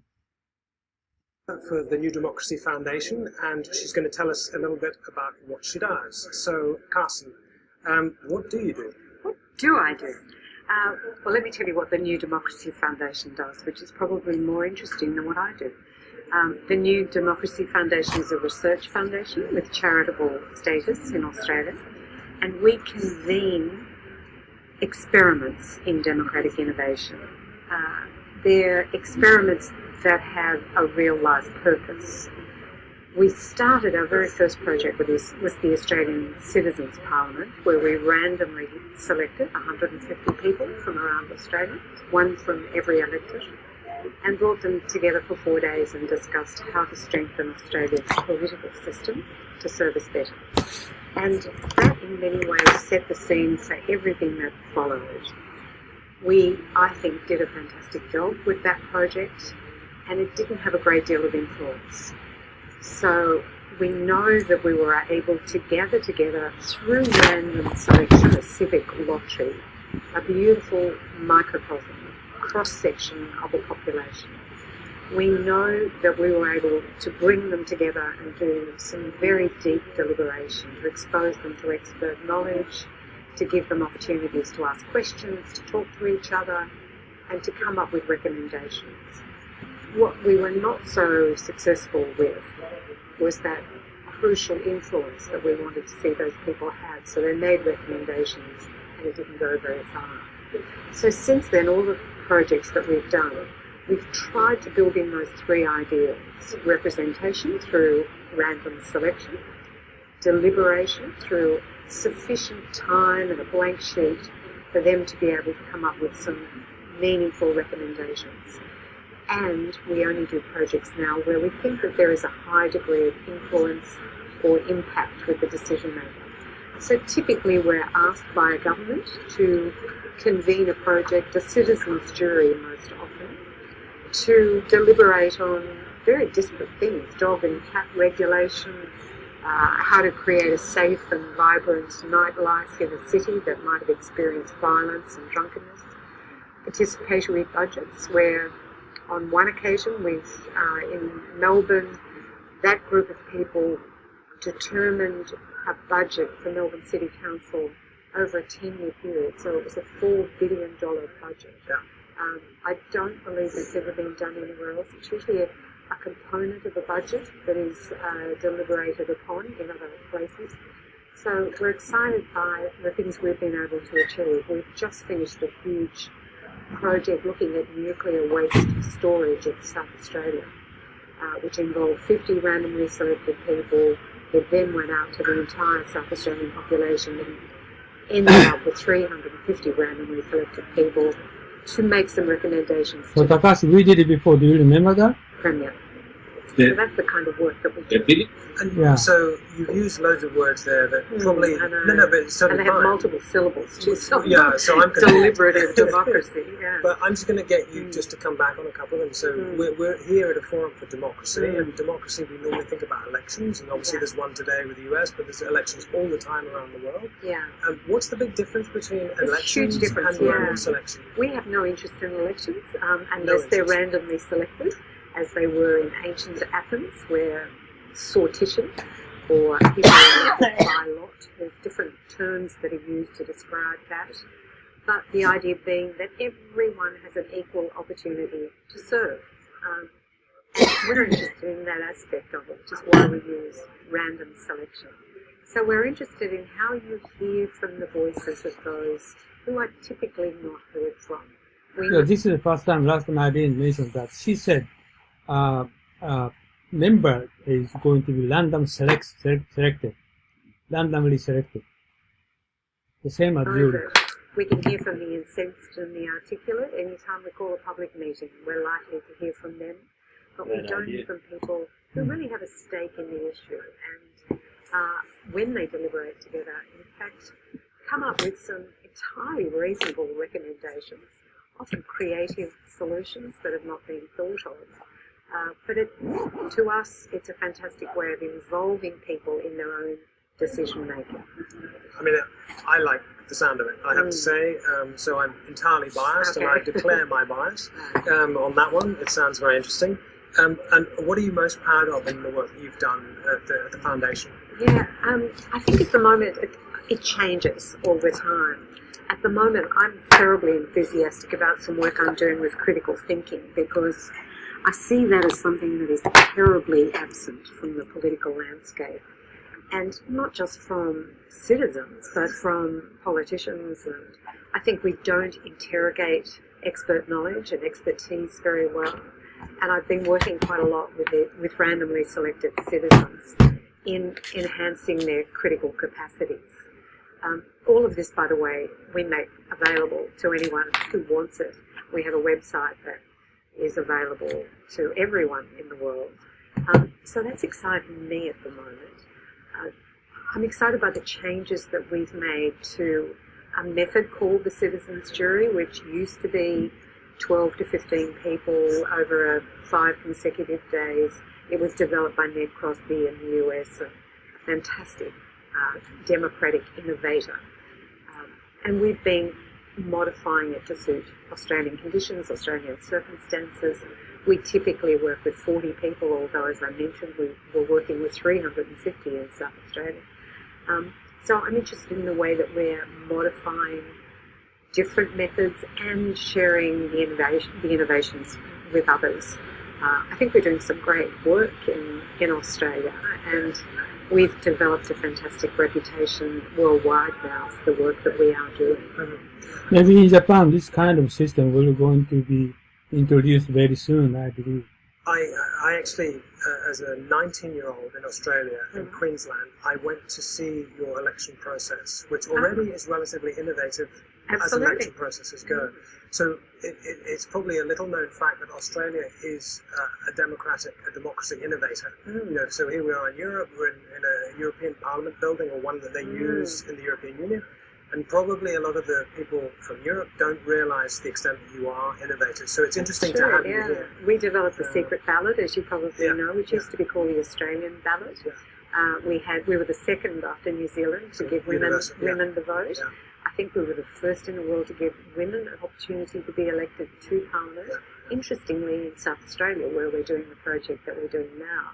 So South Australia may be amongst the more innovative states in Australia. And so, last question now, as we wrap up. What's your ambition for the work? You're here in Europe. What are you up to? What do you want to do next? We'd love to partner with people in Europe who are doing similar work. We co-founded, there were 3 people who founded New Democracy, and Luca Belgiorno Nettis is an Italian. He has a strong European background. And I think it would be fantastic for Australia and Europe to be partnering in this exercise of democratic innovation. So I can see circumstances in which we could do a comparative project. We're doing a very interesting project at the moment looking at local government reform. And I think that's something that could be done in Europe, and we could do a bit of compare and contrast to see what are the similarities, what are the differences, but to support each other in this activity. Well, listen, thank you very much indeed for your time today. Thank you also to the Council of Europe for this extraordinary setup of the journalistic provision, which is great. So you are Carson, you are from the New Democracy Foundation, and I am Patrick Chalmers from Democracy Talk. Thanks very much for watching. Okay, this is the deliberative democracy. We did it a couple months ago, and just review it. This is a good video. So this is at the end of Australia. Okay, Australian democracy is almost perfect, but population is so small, 30 million, compared with Japan. So Japan is also almost perfect democratic country, but Australia they are very honest and very talk straight and listen each other, and very well organized society or politician. So I was so very good, impression from all of those people, and also they are considered seriously for deliberative democracy, which Japanese people are still not developing yet. So I think that means Australia is more ahead of us. But Japan is already introducing this kind of system in the legal system, right? So this is jury, but this is the politician. Sure, but it's basically the principle is the same. Oh yes, I do. It's quite new and innovative. But I'm not really a fan of those developments, to be honest. This is very famous for Dutch people also involved. By the way, okay, Takahashi, next week we will going to get into Singapore, and Lee Kuan Yew and Lee Hsien-loong, and sort of also Italian country, but freedom of speech is restricted, but fairly very close to democratic country. Of the people, for the people, but the people type of country they are developing. So next week we're going to get into Singapore. Okay? All the people? Yeah, all the people. Okay, so Ed is coming now, so switching to Skype from me to Ed now. Okay, I'll cut it out. Okay. Okay. So Ed, you just connect Takahashi. Is Soumya coming? Yeah, Soumya coming. So he's coming here, not here. Ah.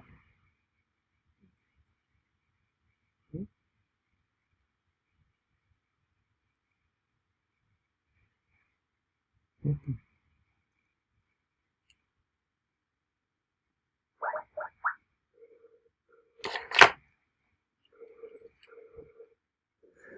Hi, this is Patrick Chalmers. Can you hear me? Okay, good. Good. We're waiting for Soumya to arrive. Also, new person will come today. Oh, okay. So you just need to use this one. Okay.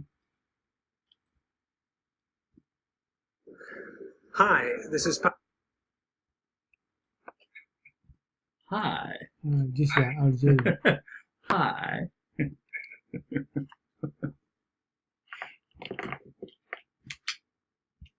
Oh, it's already on. So while waiting for some other guys to come. Yeah, it's great. Actually, I have a question. Okay.